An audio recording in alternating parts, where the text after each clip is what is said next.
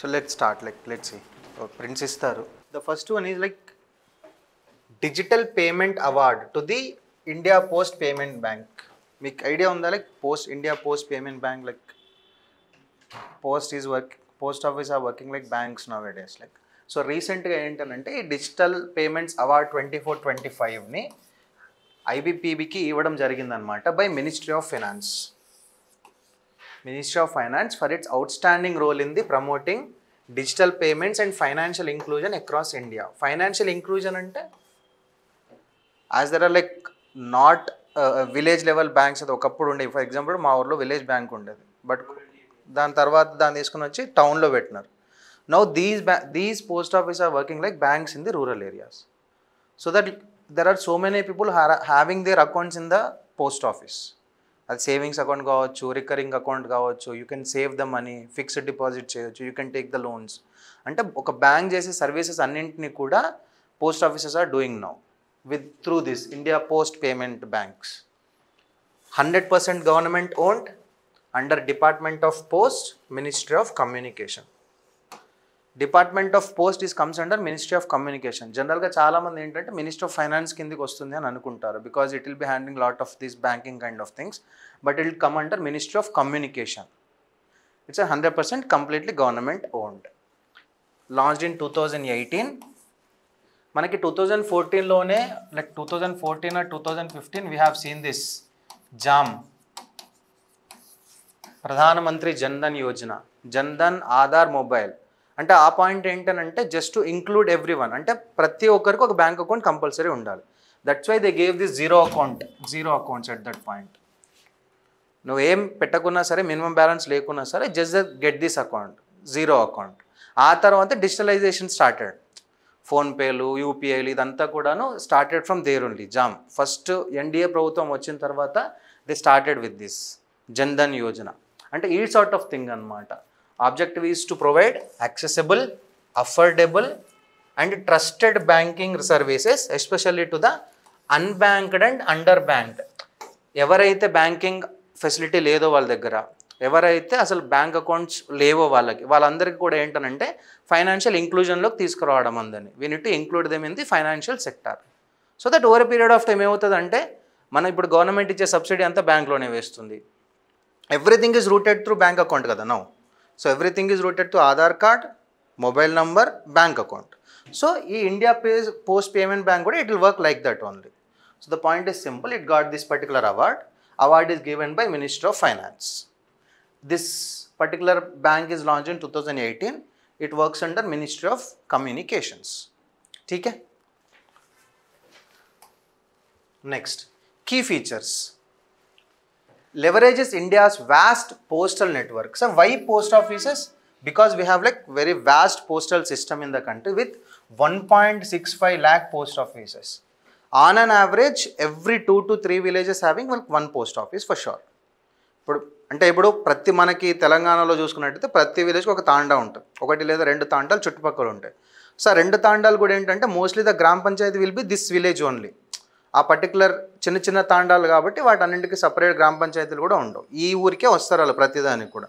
The same way on and యావరేజ్గా 1.65 lakh post offices ఉన్నాయి, and around 3 lakh people are working in the post office, postal employees. So we need to use this particular network. ఇనిషియల్గా ఏంటంటే they used to do this only letters, money orders, ఈ kind of work చేసేవాళ్ళు. But because of this phone and all letters అనేవి లేవు కాబట్టి we are utilizing them in this sort of things. ఇప్పుడు మీరు చూసుకున్నట్టయితే 100 days పని, ఉపాధి పని కూడా డబ్బులు కూడా వీలే ఇస్తున్నారు. అంటే 14 తర్వాత initially they don't have much work. ఆ తర్వాత ఏంటంటే we are utilizing them in a proper way, ఆ పర్టికులర్ సిస్టమ్ అనేది యూజ్ చేసుకోవడానికి అనమాట. Technology built on India's stack, that is enabling paperless, cashless and presenceless banking. You don't need to go to bank. Person ఎవరైతే ఉన్నారో bank పోవాల్సిన పనిలే. ఇప్పుడు ఈ అకౌంట్ ఉందనుకోండి, వాడు ఆ ఊర్లో ఉన్నటువంటి బిజినెస్ కరస్పాండెంటో లేకపోతే పోస్టల్ ఆఫీసర్ ఎవరైనా ఉన్నారనుకోండి, వాళ్ళ దగ్గరికి పోయి బయోమెట్రిక్ పెడితే డబ్బులు ఇచ్చేస్తారు. You don't need to have any book, printouts, books, paperless. It is completely paperless, cashless. You can, if you want to transfer the amount to some other bank account, he will transfer, the postal person will transfer. వాడు చేయముంటుందంటే ఒక biometric machine ఉంటుంది. he can do anything with that particular machine. It is easy to carry also. వాళ్ళని మనం business correspondents అని కూడా పిలుస్తాం. మనం ఇంతకుముందు మాట్లాడుకున్నాం బ్యాంక్ మిత్ర అనే కాన్సెప్ట్, మీకు గుర్తుందా? బ్యాంక్ మిత్ర అంటే ఏం లేదు, ఎవరైతే విలేజెస్లో ఉన్నారో విలేజెస్లో ఒక పర్సన్ విల్ బి బ్యాంక్ మిత్ర, he'll be handling everything. Bank accounts create చేయడం కావచ్చు, మనీ ఇవ్వడం కావచ్చు, తీసుకోవడం కావచ్చు, లోన్లు ప్లాన్ చేయడం కావచ్చు, ఇవన్నీ కూడాను this person will do. The same way here, అంటే ఈ ఐబీపీబీ ద్వారా ఇట్లా చేయడం వల్ల ఏంటంటే banks also started doing the same, because they have to go to the villages again. Service mode offers doorstep banking through biometric enabled smartphones, right? Supported to Digital India, because we have this Digital India mission kada, so everything has to go to digitally, so it will be supporting the Digital India mission. Next, major achievements. It is a major enabler of digital banking and inclusion in India, ranked first among payment banks in India in the performance index 24-25. ఈ performance index 24-25లో ఏదైతే ఉందో, ఏదైతే payment banks ఏవైతే ఉన్నాయో ఈ payment బ్యాంక్స్లో it ranked first because of the services that is providing, and at the same time received special mention award for performance in 2023-24. Again under ministry of finance only will give all these rankings. Reaches remotest parts of the country with tech-enabled services. This one person with this machine can go to any place. ఇప్పుడు signal అన్ని ప్లేసుల్లో ఉంటుంది on and యావరేజ్గా, ఏ తాండాలో అయినా ఏ కొండల్లో అయినా సరే signal ఉంటుంది. They have smart phones, they can do anything, and at the same time this person can carry this particular small machine and he can go to any place and he can give the services to the people. Remotest parts ఏవైతే ఉన్నాయో those people are also under the financial inclusion of the country. Next, strengthens financial inclusion, digital penetration into the rural India. JAM, this is important. Jan Dhan, Aadhaar, mobile. Have bank account, link it with your mobile number, link it with your Aadhaar card, that's it. You don't need to go to bank. ఒకప్పుడు మనమే like amount తీసుకోవడానికి, like for example crop loan పడింది అని అనుకోండి, we have to go there, బిల్లులు రాసి అక్కడ లైన్లో నిల్చొని ఒక 20-30 మంది లైన్లో నిల్చుంటారు. ఊర్లలో అయితే మనీ పడ్డే అని అంటే నెక్స్ట్ రోజు ఒక 100 మంది పోతారు, because I need to get the money అనమాట. పోయి లైన్లో అంటే ఇట్ ఈజ్ బ్యాంక్ పని ఉందనంటే ఒక 1 డే పట్టేది ఆన్ అండ్ యావరేజ్గా. ఇప్పుడు అలాగే మండల ఆఫీస్లో పని, ఏదో క్యాస్ట్ సర్టిఫికేట్ కావాలి, ఇన్కమ్ సర్టిఫికేట్ కావాలంటే మినిమం 1-2 days పట్టేది. ఇప్పుడు ఏంటంటే everything is online, like you have PhonePes, Google Pays, UPI is there, you can link your number there, you can directly transfer your amount, get your amount. You don't need to go to bank also. Same with mandal office. అన్నీ కూడా మనం మీ సేవకు పోతాం, income certificate apply చేస్తాం, 5 minutes 10 minutes, everything will be digitally. You don't need to go to the mandal office also. The Digital India is like saving our time so that we can invest our time in some other thing. Done? Fine. India Post Payment Bank. Next, World Sickle Cell Awareness Day is celebrated on June 19th every year. Sickle cell anaemia అనే disease అయితే ఉంటుంది కదా, తెలుసు కదా. So అంటే ఏంటంటే like for ఆర్బీసీస్లో haemoglobin ఉంటుంది. ఈ సికిల్ సెల్ వల్ల ఏంటంటే హిమోగ్లోబిన్ని థిక్ చేస్తుంది, బ్లడ్ థిక్ అవ్వడం. ఇప్పుడు మీరు కోవిడ్ టైంలో ఏమైంది, బ్లడ్ థిక్ అవ్వడం వల్లనే ఆక్సిజన్ హిమోగ్లోబిన్ కదా ఆక్సిజన్ని సరఫరా చేసేది. ఆ హిమోగ్లోబిన్ అనే ప్రోటీన్ అనేది ఈ ఆర్బీసీస్ని థిక్ చేయడం వల్ల, బ్లడ్ అనేది థిక్ అవ్వడం వల్ల ఏంటంటే ఫ్లో అవ్వదు బాడీలో. ఫ్లో అవ్వకపోవడం వల్ల ఏంటంటే ఆక్సిజన్ అనేది అందదన్నమాట. కోవిడ్ అయిన తర్వాత, అంటే ఎవరైతే ఆ టైంలో కోవిడ్ వచ్చింది తగ్గుంటుంది, కోవిడ్ అయిన తర్వాత చాలామంది ఏంటనంటే ఈ బ్లడ్ థిక్నెస్తో ఇబ్బంది పడ్డారు. Like I don't know whether మీరు చూసారా లేదా అని కానీ, బట్ చాలామందికి ఏంటంటే ఈ బ్లడ్ థిక్నెస్ అనేది జరిగిందనమాట కోవిడ్ తర్వాత, కోవిడ్ ఎఫెక్ట్ అయిన వాళ్ళని. సో అంటే అది like that is what it is about like sickle cell anaemia. Every year June 19 is celebrated as Sickle Cell Disease Day. World sickle cell awareness డేగా మనం ప్రతి సంవత్సరం June 19 జరుపుకుంటాం. సెలబ్రేషన్ కాదు, జరుపుకుంటాం. ఏ serious genetic blood disorder. It is a genetic blood, it comes through jeans అన్నమాట.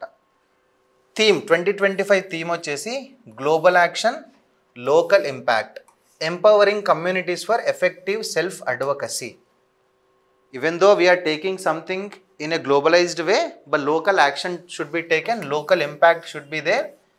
అంటే ప్రతి ఒక డేకి లేకపోతే ప్రతి ఒక్క ప్రోగ్రామ్కి ఏంటంటే థీమ్ అనేది కంపల్సరీగా ఉంటుంది. So we have to remember the theme. ఆ థీమ్లో ఏంటనంటే there will be some keywords. ఆ కీవర్డ్స్ని మనం కంపల్సరీగా గుర్తుపెట్టుకోవాలి. When it comes to this world sickle cell awareness డేకి వచ్చేసరికి global action, local impact, empowering communities for self advocacy. జనరల్గా ఏంటంటే ఇండియాలో ఉన్నటువంటి ఈ సికిల్ సెల్ అనేమియా డిసీజ్ అనేది వరల్డ్లో India is having so many number అనమాట. ప్రపంచంలో చూసుకుంటే భారతదేశంలో ఈ పర్టికులర్ డిసీజ్తో బాధపడే వాళ్ళు ఎక్కువ ఉన్నారు. So we need to promote it, we need to let people know ఇదంటే ఏంటి, దీనికి ఏం చేయాలి, మనం అదంతా కూడా ప్రాపర్గా అనేది కమ్యూనికేషన్ అనేది, ఇన్ఫర్మేషన్ అనేది మనం అందరికీ చెప్పాలన్నమాట. That is what this theme is telling. Clear? It aims to improve early diagnosis. ముందుగా డయాగ్నోస్ చేస్తే మనం దాన్ని క్యూర్ చేయడానికి చాయిస్ ఉంటుంది. Treatment access and reduce stigma around the disease. రోగం ఎంతున్న భయమే ఎక్కువ ఉంటుంది మనకి. ఆ భయం వల్లనే తొందరగా అది కొంచెం ఉన్నా సరే ఎక్కువైపోతుంది. సో ఆ భయం అనేది పోగొట్టాలి. That is what it is telling. What is this sickle cell disease? A group of inherited blood disorders caused by mutation in the haemoglobin gene.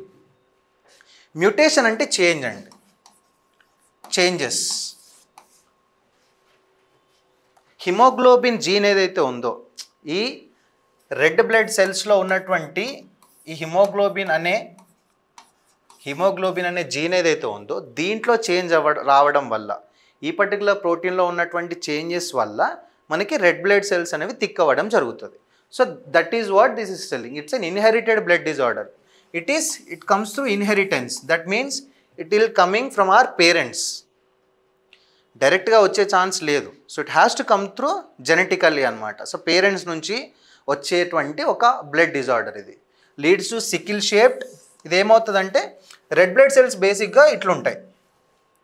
ఈ సికిల్ సెల్ అనేమియా అనే రోగం వచ్చిన వాళ్ళకి ఏంటంటే it will become a crescent shape kind of thing. RBCs ఇట్లా అవుతాయి. అంటే ఆ థిక్నెస్ వల్ల ఏంటనంటే it will become like this. Sickle shaped, rigid, sticky red blood cells. Rigid అవుతా అంటే థిక్ అవుతూ ఉంటాయి. మనం ఆల్రెడీ చెప్పుకున్నాం. బ్లాక్డ్ బ్లడ్ ఫ్లో, థిక్ అవడం వల్ల బ్లడ్ ఫ్లో అనేది ఆపేస్తాయి. Reduced oxygen delivery. Haemoglobin is one which actually it delivers oxygen to the every part or body. So thick అవ్వడం వల్ల ఏంటంటే అది మూవ్ అవ్వదు, బద్ధకం వచ్చేస్తుంది దానికి. So it want carry oxygen. Chronic anaemia and severe pain will come. Because of this lot of pain will come. Most common type is sickle cell anemia, that is homozygous condition, HBSS, most severe form. Homozygous condition ante entante like for example two parents nunchi same S ane oka allele vachesindante, ante same inheritance anamata, same gene is coming from our two parents. Ee S allele valla hemoglobin is becoming thick. Hemoglobin with these 2S allele, 2 genes. So దాని వల్ల ఈ sickle cell anaemia అనే disease అనేది వస్తుంది. Haemoglobin which is affected by S and S. These S are like genes from our parents. This is what is inheritance, inherited gene అనమాట. It has to come our parents. That ఏంటంటే ఇద్దరు parents నుంచి same gene వస్తుంది. Same gene రావడం వల్ల ఇది జరుగుతుంది అన్నమాట. పెయిన్, స్వెల్లింగ్ ఉంటుంది, జాండిస్ వస్తాయి, like whatever the remaining symptoms. Treatment options ఏంటనంటే ఫస్ట్ ఈజ్ సిస్టమేటిక్ మేనేజ్మెంట్. ఎర్లీగా మనం డయాగ్నోస్ చేసినట్టయితే, దాన్ని ఎర్లీగా డయాగ్నోస్ చేసినట్టయితే పెయిన్ రిలీఫ్ రిలేటెడ్గా, అది ఎక్కువ పెయిన్ కల్పిస్తుంది కాబట్టి మనం పెయిన్ రిలీఫ్ తీసుకోవడం, బ్లడ్ లేకపోతే బ్లడ్ ట్రాన్స్ఫ్యూషన్. బ్లడ్ అనేది థిక్ అవుతుంది కదా, so we have to transfuse the blood తీసేసి మళ్ళీ కొత్త బ్లడ్ని ఎక్కించుకోవడం ద్వారా ఏంటనంటే మనం కొంచెం దీన్ని కంట్రోల్ చేసుకోవచ్చు. And then lot of antibiotics, but it is not difficult process, not that an easy process.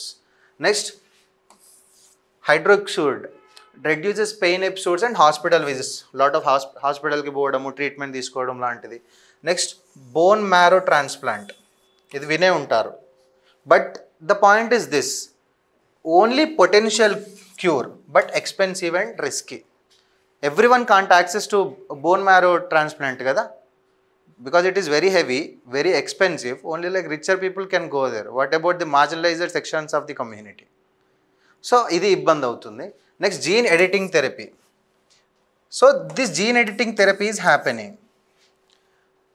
One is CASGEVY, clustered regulatory interspaced short palindromic repeats. Like ఈ ట్రీట్మెంట్ చూసే ఉంటారు కదా మీరు, CRISPR treatment. Point is this, ఈ రెండు కూడా ఏంటి అని అంటే, ఈ రెండు ట్రీట్మెంట్ కూడా ఏంటంటే ఇట్ ఈస్ జీన్, మనకు వచ్చే జీన్ ఏదైతుందో దాన్ని ఎడిట్ చేస్తున్నాం మనం. అంటే ఈ జీన్ ఎడిట్ చేయడం ద్వారా whatever the S and S is coming, ఈ ఎస్ అండ్ ఎస్ ఏదైతే వస్తుందో దీంట్లో మనం చేంజెస్ చేయడం ద్వారా ఈ సికిల్ సెల్ అనేమియా అనే డిసీజ్ని క్యూర్ చేయడానికి ట్రై చేస్తున్నాం.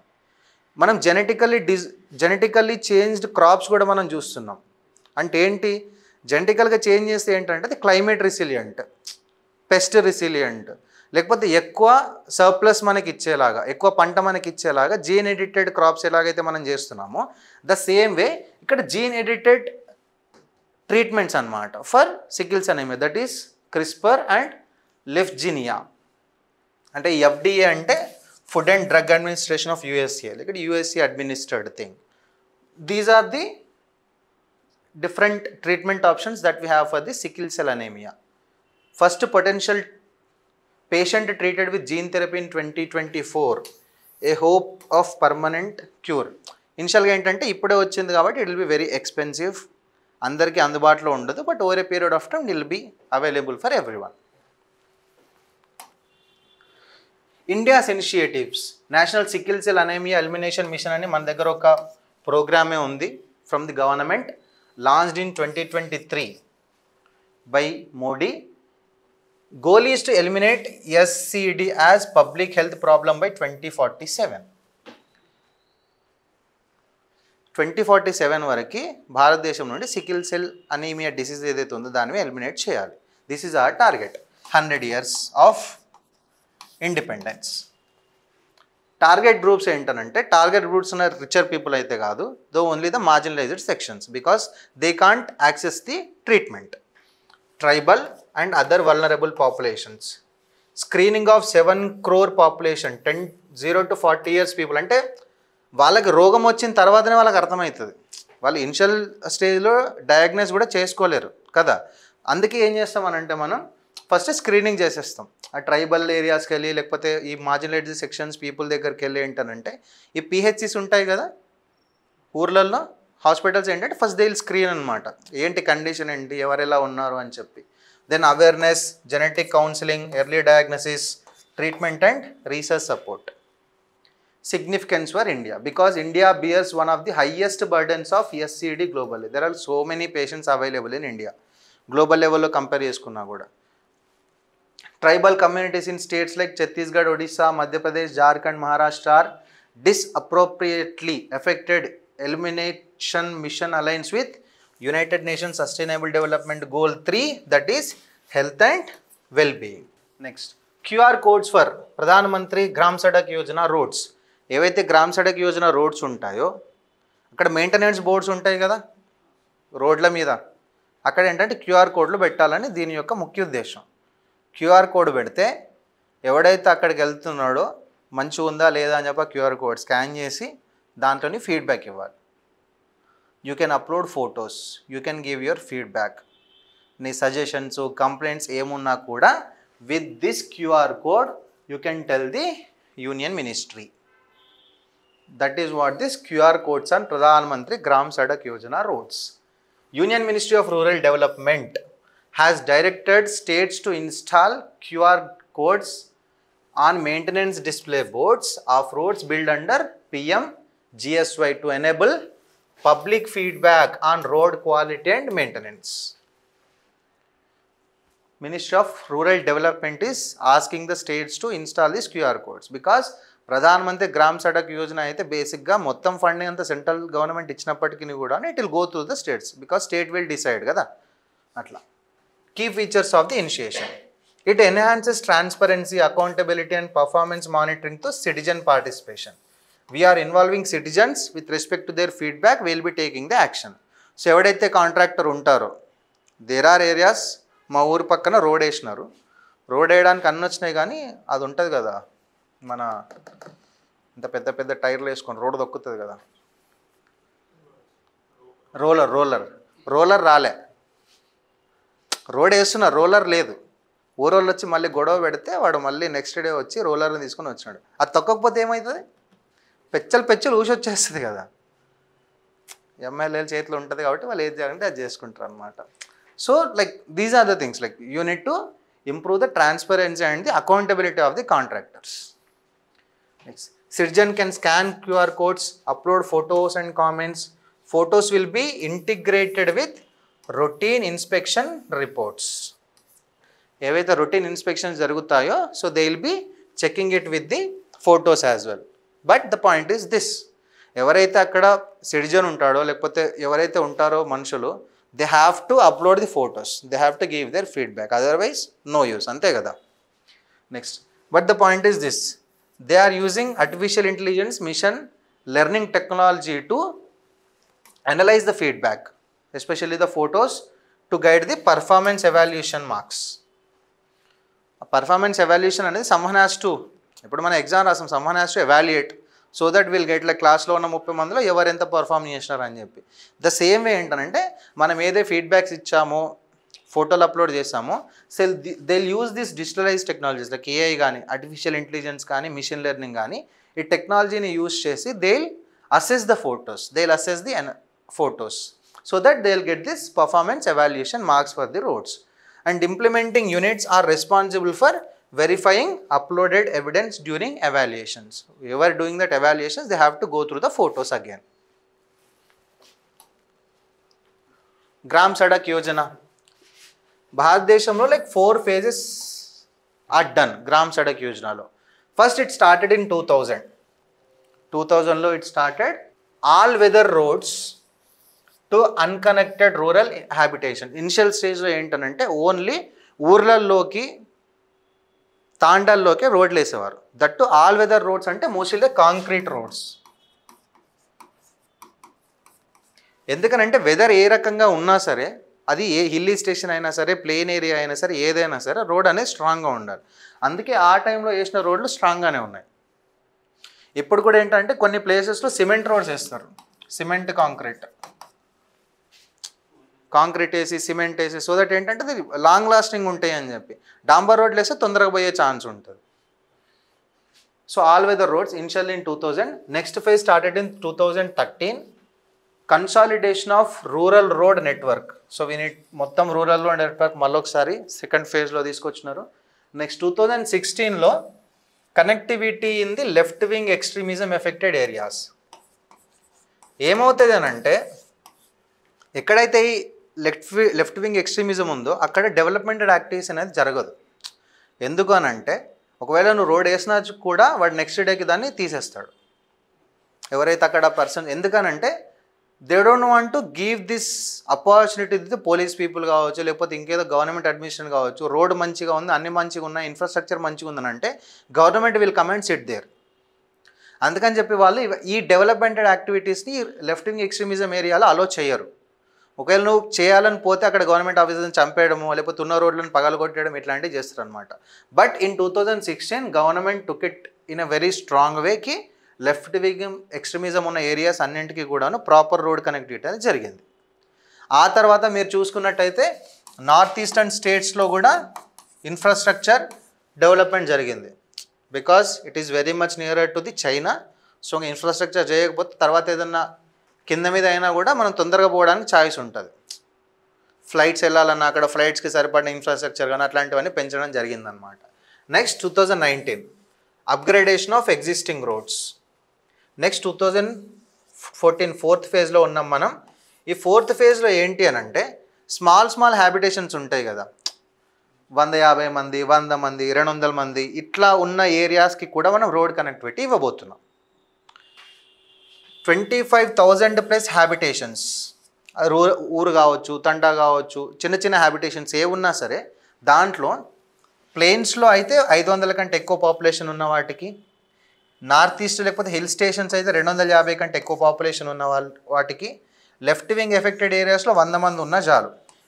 తర్వాత tribal areas, aspirational districts, desert areas, వీటన్నింటికి కూడా ఏంటనంటే మనం రోడ్ కనెక్టివిటీ ఇస్తున్నాం. దట్ మీన్స్ ఇప్పుడు లెఫ్ట్ వింగ్ ఎక్స్ట్రీమిజం ఉన్న ఏరియాస్లో అంటే ఎక్కువ పాపులేషన్ ఉండకపోవచ్చు, అక్కడొక విలేజ్లో 100 మంది ఉన్నా చాలు, you will get roads, you will get the road connectivity. North eastern hill stations అని అన్నా కూడా లైక్ అరౌండ్ 250 మెంబర్స్ ఉన్నా చాలు, 250 మెంబర్స్ పాపులేషన్ ఉంటే you will get the road connectivity. అంటే ఏంటనంటే based on the population, based on the ఈ 4th ఫేజ్లో ఏంటి పాపులేషన్ని బేస్ చేసుకునేమో రోడ్ కనెక్టివిటీ అనేది ఇవ్వడం జరుగుతుంది. అంటే ఇప్పుడు మనకి పాపులేషన్ సెన్సస్ జరగలేదు కాబట్టి will take 2011 as the base population change. ఆ పాపులేషన్ చెక్ చేసుకోవడానికి మనం 2011 సెన్సస్ని మనం యూజ్ చేస్తున్నాం దీనికి. నెక్స్ట్ సెన్సస్ అవుతుంది కదా 2027లో. Anyway will discuss that only. Next fully central initially, completely central, Pradhan Mantri Gram Sadak Yojana completely central theme. But 2015లో ఎన్డీఏ గవర్నమెంట్ వచ్చినాక they will made it 60-40 with this centre states, 60 rupees from the central government, 40 rupees from the state government. Because it is completely central కాబట్టి states involvement తక్కువ ఉంటుంది. స్టేట్లో ఏంటంటే show interest చూపించవన్నమాట, but contract అన్ని central government అలో చేసుకుంటాడు కదా. So ఇదేంటనంటే మొత్తం కంప్లీట్ సెంట్రల్ కాకుండా షేర్ ఇచ్చినారు అనమాట. స్టేట్స్ కూడా now states has to invest some amount. 60-40 states. అదే నార్త్ ఈస్ట్లో లేకపోతే హిమాలయన్ స్టేట్స్ అయితే 90-10, because like they're like poorer states, less developed states కాబట్టి 90 రూపాయలు సెంట్రల్ గవర్నమెంట్ పెడుతుంది, 10 రూపాయలు లోకల్లో పెట్టుకోవాల్సిన అవసరం ఉంటుంది. 60-40, 90-10. ఆన్ అండ్ యావరేజ్గా ఇప్పటి వరకు భారతదేశంలో 8.36 lakhs కిలోమీటర్ రోడ్స్ అయితే శాంక్షన్ చేశారు 2000 నుంచి. కంప్లీటెడ్ 7.81, అంటే around like 90%, more than 90% of the roads done according to the plan. Remaining the phase 4 target is to complete 62,500 kilometers. ఇప్పుడు మనం phase 4లో ఉన్నాము, 2024 నుంచి స్టార్ట్ అయింది. నెక్స్ట్ 5 yearsలో 24 to 29, అంటే నెక్స్ట్ ఎలక్షన్ వచ్చేలోపు 29 కదా నెక్స్ట్ ఎలక్షన్. సో నెక్స్ట్ అంటే 5 yearsలో 62,500 కిలోమీటర్ల రోడ్స్ అనేది కంప్లీట్ చేయాలి అండర్ ప్రధానమంత్రి Gram Sadak Yojana. Significance, you know this, e-governance in rural infrastructure, citizens as stakeholders because we are involving the citizen there so that they can give the feedbacks, data driven decision making using artificial intelligence and machine learning. So you have the data, you have photos, you have citizen feedback, everything. So based on that you can take the decision. Strengthen social audit and transparency mechanisms. This is important. Social audit. What is social audit? జనరల్గా audit అంటే ఏంటంటే ఒక పని జరిగింది, ఆ పని ఎట్లా జరిగింది, ఏ విధంగా జరిగింది, ఎవరెవరు ఇన్వాల్వ్ అయ్యారు అని చెప్పడమే ఆడిట్. అంటే జరిగిన పనిని మళ్ళీ ఒకసారి క్రాస్ వెరిఫై చేయడం. సోషల్ ఆడిట్ అంటే we are involving common people here. ఆ రోడ్లు బాగున్నాయా లేదా అని కాంట్రాక్టర్ లెటర్ మీద సైన్ చేయడం కాదు, we are involving the common people in this. Common people will audit, వాడు రోడ్ కరెక్ట్ వేసిండా లేదా, అంటే ఇప్పుడు రోడ్ రోలర్ లేకుండా రోడ్ వేయడం లాంటి థింగ్స్ ఏవైతే ఉన్నాయో ఇక్కడ మనం కామన్ పీపుల్ ఇన్వాల్వ్ చేస్తాం అనమాట. The social audit should be strong because it is directly from the common people. మధ్యలో మధ్యవర్తిత్వాలు వరించే వాళ్ళు ఎవరు లేరు ఇక్కడ. We are not taking the decisions of contractors, మధ్యవర్తులు ఎవరు లేరు. We are directly taking the decision from the common people. Right. Next Ambubachi Mela at Kamakhya temple, Assam. విన్నారా కామాఖ్య టెంపుల్? సో ప్రతి ఇయర్ ఏంటంటే అక్కడ అంబుబాచి మేళా అనేది జరుగుతుంది. Special it is there in Guwahati, Assam. Held annually in June month during monsoon season. ప్రతి సంవత్సరము జూన్ మంత్లో ఈ అంబుబాచి మేళా అనేది జరుగుతుంది in Kamakhya temple. Kamakhya temple, Nilachal hills, Guwahati, Assam. This is important. It is there in Neelachal Hills of Assam. Significance ఏంటంటే here we celebrates the menstruation, the ritual seclusion of goddess Kamakya, symbolizing fertility, womanhood and the earth's regenerative power. ఇక్కడ మనం కామాఖ్య దేవిని ఏంటంటే ఒక మెన్స్ట్రుయేటివ్ పవర్గా మనం పూజిస్తాం. Ritual seclusion అని అంటే జనరల్గా rituals I mean the periods point ఏంటి, the bad blood has to go out, అంతే కదా. That is not good for health, whatever 6 days 3 days 5 days the bad blood has to go out. ఇక్కడ ఏంటంటే the same thing అనమాట, same concept again. But the point is this, ఇక్కడ మనం it shows the fertility, అంతే కదా, మాతృత్వానికి చిహ్నం womanhood and earth's regenerative power. That is what we celebrate here.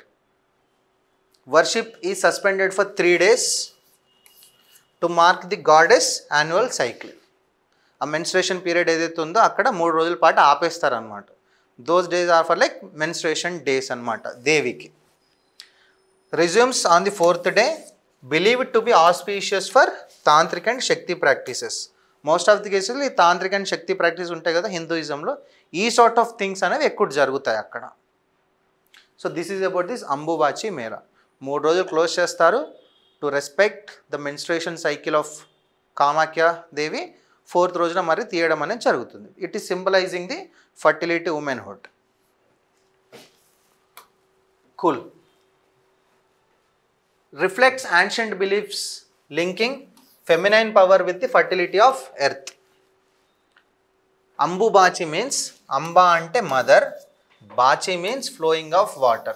Water here is, it's a 3-day cycle kabatti we are considering that blood. Ambubachi means mother and her flowing of water.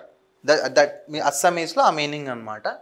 Next, deity goddess Kamakya is incarnation of goddess Parvati. Parvati Devi yokka avataram and central deity in Tantric Hinduism. It is one of the 51 Shakti Peethas. ఈ concept ఏంటంటే విష్ణు 10 అవతారాలు వేరే వేరే అవతారాలు తీసుకుంటాడు. వేరే వేరే అవతారాలలో లక్ష్మీదేవి వేరే వేరే పేర్లతో వస్తుంది. అంటే Vishnu side of incarnation thing అవతారాలు. శివ సైడ్ ఆఫ్ ఇన్కార్నేషన్ ఎట్లుంటుంది అంటే శివుడు ఆయనే ఉంటాడు, పార్వతీదేవి అదే శివుని పెళ్లి చేసుకోవడానికి వేరే వేరే అవతారాలు తీసుకుంటాడు.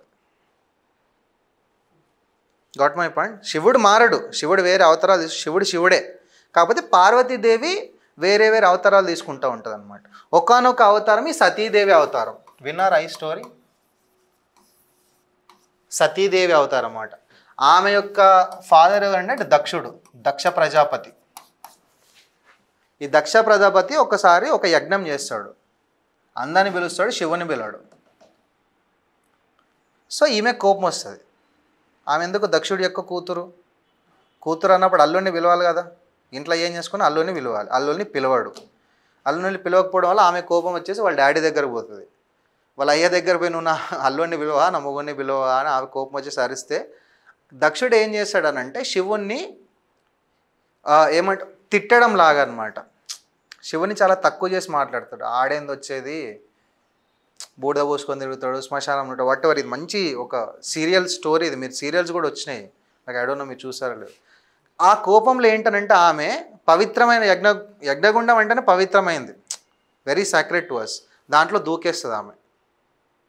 దూకేయడం వల్ల ఆయన కోపం వచ్చేసి ఆయన వస్తాడు, ఆమె బాడీని తీసుకొని భుజం మీద తీసుకొని పోతాడు. That is the story. అట్లా పోయినప్పుడు ఏంటనంటే ఆమె యొక్క బాడీ ఏదైతే ఉందో ఒక 51 పార్ట్స్గా డివైడ్ అయిందంట. 51 పార్ట్స్గా ప్రపంచం మొత్తం మీద పడింది. ఒక్కొక్క పార్ట్ ఒక్కొక్క ఏరియాలో పడ్డాయి అన్నమాట. అట్లా వచ్చినటువంటి టెంపులే ఈ కామాఖ్య టెంపుల్. అంటే ఒక పార్ట్ ఇక్కడ కామాఖ్య టెంపుల్ దగ్గర పడింది అనమాట. ఫర్ ఎగ్జాంపుల్ మన తెలంగాణలో జోగులాంబ గద్వాల్ కానీ సేమ్ ఈ 51లో ఒకటి, సారీ అంటే లైక్ వాట్ ఎవర్ ద శక్తి అంటే మేజర్ అమ్మవారి పీఠాలు ఎక్కడైతే ఉన్నాయో అవన్నీ కూడాను లైక్ ఇన్ దిస్ 51 శక్తి పీఠాస్ అనమాట. మైసూర్లో చాముండి హిల్స్ అని ఉంటుంది, చాముండేశ్వరి టెంపుల్ అనమాట, చాలా పైన ఉంటుంది. అది కానీ లైక్ మన జోగులాంబ కానీ like these are comes from this ఈ 51 శక్తి పీఠాస్లో పార్ట్స్ అవన్నీ కూడాను. సో దాంట్లో ఏంటనంటే believed to be where the yoni womb of Sati fell making major centre for female divinity. అక్కడ పార్వతీదేవి యొక్క వూంబు పడిందని నమ్మకం. వూంబు పడింది కాబట్టి that is where the fertility starts. కాబట్టి మనం దీన్ని ఒక మెన్స్ట్రుయేటివ్ లేకపోతే ఫీమేల్ డివినిటీ లాగా మనం అక్కడ కొలుస్తాం. ఆ 51 ప్లేసుల్లో ఇక్కడ వూంబు పడిందంట పార్వతి. అట్లా ఇది ఒక స్థల పురాణం. 10 మహావిద్యాస్ టెంపుల్స్. అంటే ఆ గుడిలో ఇంకొక 10 టెంపుల్స్ ఉన్నాయి, స్మాల్ స్మాల్. ప్రతి దగ్గర మనకి ఇట్లా ఉంటుంది కదా, అక్కడ ఏంటంటే like for example Kali, Tara, Bhuvaneshwari Devi, Chinnamasta and Bagalamukhi, ఈ డిఫరెంట్ టెంపుల్స్ అన్నీ కూడా ఆ టెంపుల్ కాంప్లెక్స్లో ఉన్నాయి. This is about Ambubachi festival and Kamakhya Devi. Next, but the important thing is this, మనకు తెలుసు టెంపుల్ ఆర్కిటెక్చర్లో will see this Nagara and Dravida. Nagara నార్త్లో ఎస్పెషల్గా మనం చూస్తాం, ద్రావిడ సదరన్లో. Nagara in the sense like this, అంటే ఒక కర్వ్ షేప్డ్ పైన ఉంటుంది గుడి మీద, ఒక కర్వ్ షేప్డ్ లాగా ఉంటుంది ఇట్లా. మన దగ్గర పిల్లర్స్ ఇట్లా ఉంటే ఇట్లా మనం కడతాం, మన గుళ్ళని అట్లనే ఉంటాయి. ఇప్పుడు మధురై టెంపుల్, ఏ టెంపుల్ చూసుకున్నా కూడా మనదంతా కూడా దేవుళ్ళది పెట్టుకుంటూ పై వరకు వెళ్తాం. అక్కడ ఒక కర్వ్ షేప్డ్ వాడతారు నగరా స్టైల్లో నార్త్లో. ఇప్పుడు మీరు పూరి టెంపుల్ చూస్తే మీకు తెలుస్తుంది, ఇట్లా ఉంటుంది పైన, మనది ఇంత ఇట్లుంటుంది అనమాట. సో నగర ద్రావిడకి బేసిక్ డిఫరెన్స్ అది. బట్ ఇక్కడ ఏంటనంటే the style is Nilachala style. Nilachala style, it is a hybrid architecture where Nagara style is using and Saracenic style. Saracenic style అంటే ముఘల్ ఎలిమెంట్స్ యూజ్ చేస్తారు. ముఘల్ ఎలిమెంట్స్ అంటే again they are from Iran, Iraq sides, because Babur himself from Iran. Persian architecture యొక్క influence ఎంతో కొంత ఉందన్నమాట. దాన్నే మనం Nilachal style అని పిలుస్తాం, because it is a blend of, one is Nagara style, that is north Indian style, and another one is Saracenic style. Saracenic style is influenced by this Persian thing, like Iran, Iraq kind of thing. Okay. This is rebuilt in 1565. అంటే already ఉన్న టెంపుల్ని మళ్ళీ ఒకసారి reconstruction చేశారు by Koch king Naranarayana, using ruins of earlier 11th 12th century temple. 11-12 సెంచరీలోనే దశాబ్దంలోని temple ఉన్నప్పటికీ కూడా ఇది మళ్ళీ 16th centuryలో రీబిల్డ్ చేయడం అనేది జరిగింది by Koch king Naranarayana. Right, cool. Right, next culture and religious significance. Like we have seen this, lot of people will go, especially ఇది which is important for this tantric Hinduism. అంటే tantric అన్న ప్రతిసారి మనం ఒక negative సైడ్లోకి పోతాం, ఈ మ్యాజికల్ పవర్స్ అది అట్లానే లేదు. తాంత్రిక్ అన్న ప్రతిసారి అదే కాదు. So it's a way of living in Hinduism it self. Promotes awareness of menstruation as sacred. Devi itself, Devi herself is going through this phase. Devini kolustunnam, she is also having this 3 days of time for this menstruation cycle. So we should be treat it as a sacred thing. పవిత్రమైన దానిగానే భావించాలి. అంటే ఇప్పుడు కొంచెం change అయింది అనుకోండి, but కొంతకాలం ముందు దీన్ని ఒక వేరేలాగా చూసేవాళ్ళు. బట్ ఇప్పుడు కొంచెం okay, because everyone are getting that particular thing. కాబట్టి breaking the taboo and celebrating womanhood, deeply linked with his folk traditions, nature worship and tantric practice. మీరు చూస్తే ఋగ్వేద, యజుర్వేద, సామ, అథర్వ, లైక్ వేదిక్ టైంలో Atharva is the one where it is talking about these practices. Ayurveda కావచ్చు, tantric, magical powers, because it is folk tradition. Folk tradition అని అంటే ఈ first 3 Vedas compose చేసిన వాళ్ళు కాకుండా వేరే వాళ్ళు కంపోజ్ చేశారని అర్థం. I mean the common people. లేదు అని అంటే అదర్ వర్ణాస్, బ్రాహ్మణ్, క్షత్రియ, వైశ్య కాకుండా మేబీ ద శూద్ర వర్ణాస్ మేబీ కంపోజ్ దిస్ అథర్వ వేద. అందుకే మనం దీన్ని ఫోక్ ట్రెడిషన్ అని పిలుస్తాం. ఫోక్ పీపుల్ కంపోజ్ దిస్ అనమాట. అందుకే అది తాంత్రిక్స్ గురించి, మ్యాజికల్ పవర్స్ గురించి, ఆయుర్వేద, అంటే ఈ సార్ట్ ఆఫ్ థింగ్స్ అంతా మాట్లాడుతుంది అథర్వ వేద. Maybe like this we can take it. Fine. Next, Navya initiative. Navya means nurturing aspirations through vocational training for young adolescent girls. Young adolescent girls aged 16 to 18 years. Navya అంటే 16 to 18 years ఉన్నటువంటి girls ఎవరైతే ఉంటారో, అమ్మాయిలు ఎవరైతే ఉంటారో వాళ్ళకి vocational training అనేది ఇవ్వాలి. వొకేషనల్ ట్రైనింగ్ అంటే స్కిల్ బేస్డ్ ట్రైనింగ్, అంతే కదా. స్కిల్ బేస్డ్ ట్రైనింగ్ అంటే ఇండస్ట్రీ లెడ్ ట్రైనింగ్. ఇండస్ట్రీలో కొన్ని కంపెనీస్ ఇప్పుడు జనరల్గా ఏంటంటే ఇప్పుడు ఫర్ ఎగ్జాంపుల్ ఎంఎన్సీ అనుకోండి, వాడు పాస్ అయిన వాళ్ళని తీసుకుంటాడు, తీసుకొని వాడు యూజ్ చేస్తున్న టెక్నాలజీ వాళ్ళకి నేర్పిస్తాడు, నేర్పించే వాళ్ళకి జాబ్ ఇచ్చేస్తాడు, వాడికి అట్లా జరుగుతూ ఉంటుంది. ఇక్కడ ఏంటనంటే ఇండస్ట్రీకి కావాల్సినటువంటి what are the skills that are needed for the ఇండస్ట్రీకి కావాల్సినటువంటి స్కిల్స్ మనం ఈ వొకేషనల్ ట్రైనింగ్ సెంటర్స్ ద్వారా యంగ్ గర్ల్స్కి ఇవ్వబోతున్నాం మనం. That is what this Navya initiative means. It is from this ministry of women and child development in collaboration with ministry of skill development and entrepreneurship. Girls ministry of women and child development and skills kabatti ministry of skill, these two ministries are working under this Navya initiative.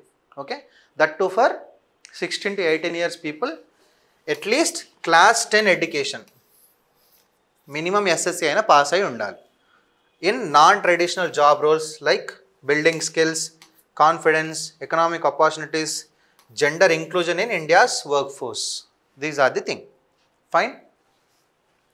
Non traditional roles అంటే మళ్ళీ దీంట్లో బట్టలు కుట్టడం నేర్పియరు. జనరల్గా class 10 ఉంటే ఎవరైనా that to 16 to 18 years of ఏజే, పెద్దవాళ్ళు కాదు, only the adults and girls. 16 to 18 years అంటే hardly like they will complete the 10th in 15th or 16th year. ఎవరైతే అయిపోయి మేబీ స్కూల్ డ్రాప్ అవుట్స్ కావచ్చు, లేకపోతే చదువుకోలేకపోతుండొచ్చు, like whatever maybe the reason it is, వాళ్ళకి మనం vocational trainings ఇస్తున్నాం. Pilot program implemented in 27 districts across 19 states with focus on aspirational districts and northeastern states. Okay, target group is 16 to 18 years. Focus areas non-traditional fields such as electronics. Women in electronics is very rare.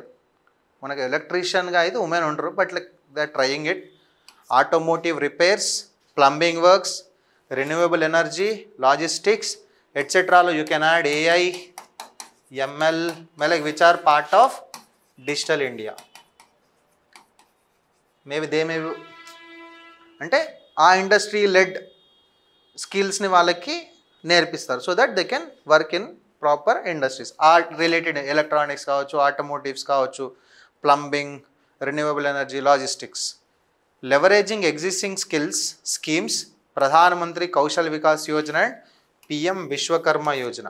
అంటే the point is this, ఇండియాలో వచ్చే ఇబ్బంది ఏంటంటే skills అనే పదం తీసుకుంటే there are like 20 schemes available. రీసెంట్గా we have complete this 10 years of skill India mission. We started like 2014 or 15, 2025కి అరౌండ్ 10 years అయిపోయింది. ఆ స్కిల్స్ బేస్డ్ మీద లైక్ 10 to 15 స్కీమ్స్ ఉన్నాయి. But skill India mission is on where అన్ని schemes అన్నీ కలిపేసి skill India మిషన్ని ఫామ్ చేసినారు అని అనుకోండి. But the point is this, అంటే సేమ్ కాన్సెప్ట్ మీద, సేమ్ థీమ్ మీద వేరే స్కీమ్స్ అన్నీ కూడా పనిచేస్తున్నాయి. అంటే కొల్లైడ్ అయ్యే ఛాన్స్ ఉంటుంది అనమాట. కాకపోతే ఏంటంటే అవన్నిటి కూడా ఒకటే ఒక అంబ్రెల్లా స్కీమ్ అందరికి తీసుకొచ్చారు, అదే స్కిల్ ఇండియా మిషన్ అని అంటాం. ఈ రెండు కూడా దాంట్లో పాటు ప్రధానమంత్రి కౌశల్ వికాస్ యోజన అన్నా కూడా స్కిల్ బేస్డే, కౌశల్స్ స్కిల్. ప్రధానమంత్రి విశ్వకర్మ యోజన, విశ్వకర్మాస్ అంటే మన వడ్లోళ్ళు, కమ్మరోళ్ళు, ఆర్టిజన్స్, వాళ్ళకి ఏంటనంటే మళ్ళీ వాళ్ళకి లోన్లు ఇచ్చి, వాళ్ళకి స్కిల్స్ కొంచెం ఇంప్రూవ్ చేసి వాళ్ళకి లోన్లు ఇచ్చి, అరే మీ పని మీరు చేయండి రా బాబు అని చెప్పి మళ్ళీ వాళ్ళకి మనం హెల్ప్ చేస్తాం అనమాట ప్రధానమంత్రి విశ్వకర్మ యోజన కింద. అంటే these sort of schemes are also there with respect to the skill. అంటే ఇవైతే ఎలా అయితే వర్కౌట్ అవుతున్నాయో we are leveraging the existing skills. ఏవైతే ఆల్రెడీ ఉన్న స్కీమ్స్ ఏవైతే ఉన్నాయో వాటిని కూడా మనం చూస్తున్నాం, so that we can build on those things. Alliance with Viksit Bharat 2047, everything comes under 2047. మనం ఇంతకుముందు గ్రామ్ సడక్ యోజన కూడా చూసాం, 62,500 kilometers by 2047. సో 100 years అవుతుంది కాబట్టి, so we are using this Viksit Bharat at 2047. So we wanted to achieve so many things by the completion of like 100 years, 100th Independence Day. And women-led development breaks gender stereotypes. ఒక ఎలక్ట్రీషియన్గా ఉమెన్ని మనం చూడం, అదొక male రిలేటెడ్గానే వెళ్ళిపోతుంది electrician అనగానే. Now we are trying to add women also in that particular field. And financial independence. so that women won't be depending for money, for finance on the male counterparts. Okay? Next, promote social equity through targeted inclusive interventions. Next, E-Rakt Kosh. E, something digital. Rakt Kosh. Kosh means storage, Rakt means Raktam, blood. So E-Rakt Kosh is a blood related digital platform. Okay. Union Health Ministry integrating the rare donor registry with E-Rakt Kosh, the national online platform for blood bank management. ఇప్పుడు ఇంతకుముందు లేకుండేది. ఇప్పుడు ఒకవేళ blood కావాలంటే మన చుట్టాలలో మన ఫ్రెండ్స్లో అడిగేవాళ్ళం. ఇప్పుడు so many blood banks are available. ఇప్పుడు మనకు ఒక ఓ పాజిటివ్ కావాలనుకోండి, మన దగ్గర బి పాజిటివ్ ఉందనుకోండి, బి పాజిటివ్ వాడికి ఇచ్చేస్తాము, వాడి దగ్గర ఓ పాజిటివ్ ఉంటుంది, మనం తెచ్చుకుంటాం. అంటే ఎక్స్చేంజెస్ ఆర్ హ్యాపెనింగ్. కానీ there are some rare blood groups. 1000లో 1,00,000 మందిలో ఒక్కడికి ఉంటుంది అట్లాంటివి. అట్లాంటి వాళ్ళు ఎక్కడికి పోతారు? సో దానికని చెప్పి they started this E-Rakt Kosh. ఇందులో ఏంటంటే ఓన్లీ రేర్ బ్లడ్ గ్రూప్స్ ఎవరైతే ఉంటాయో వాళ్ళ డీటెయిల్స్ మాత్రమే ఉంటాయి. 1000 మందిలో ఒక్కడు ఉన్నాడంటే వాడు ఎక్కడ ఉంటాడో పట్టుకోవడం కష్టం కదా, చాలా కష్టం కదా. So that's why like we are digital platform, same digital platform ఉంటుంది కాబట్టి మనకు కావాల్సినప్పుడు you can directly get the details of the donor from there itself. అట్లా అనమాట. To aims to improve access to rare blood groups and streamline blood availability nationwide. Okay, it's a centralized online platform, real-time information on blood banks, blood stock availability, blood donation camps. It is developed by Center for Development of Advanced Computing, CDAC. ఈ రక్త కోశ ఏదైతే ఉందో it is developed by centre for development of advanced computing, CDAC ఏదైతే ఉందో దీన్ని develop చేయడం అనేది జరిగింది.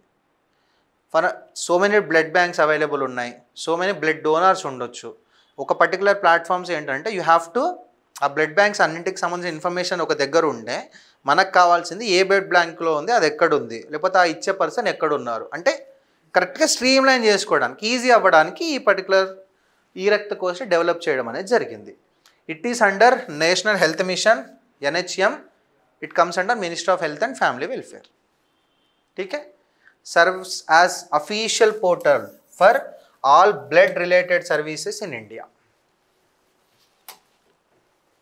Integration helps individuals with rare blood groups access compatible donors through a centralized national database. Emergency access, these all we know. Significance also we know, like efficiency and transparency. Medical emergency edaina unna lepothe complex surgeries unna, it will help to find the blood bank, the blood donor. It promotes digital health governance in alignment with Ayushman Bharat mission.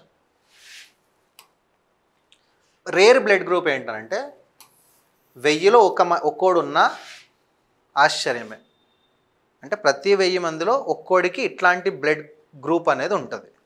ఆ blood group ఏంటనంటే RH null. దీన్ని మనం golden blood అని పిలుస్తాం. RH null అనేది ఒక blood group. Lakhs all RH antigens. ఇట్లా చూపిస్తాం మనం యాంటీజెన్ అంటే జనరల్గా. ఈ యాంటీజెన్స్ ఏవైతే ఉంటాయో బ్లడ్లో వీళ్ళు RH నల్ వాళ్ళకి ఏంటంటే RH యాంటీజెన్స్ ఉండవు అనమాట. RH నల్ అనేది ఒక blood group. Next Bombay OH lakhs AB and H antigens, extremely rare in India. Bombay blood group, Bombay OH. Next JR lakhs JRA antigen, rare in most populations. Like these are like examples of rare blood groups in India. Fine. Its rarity depends on genetic makeup, ethnic or genetic makeup.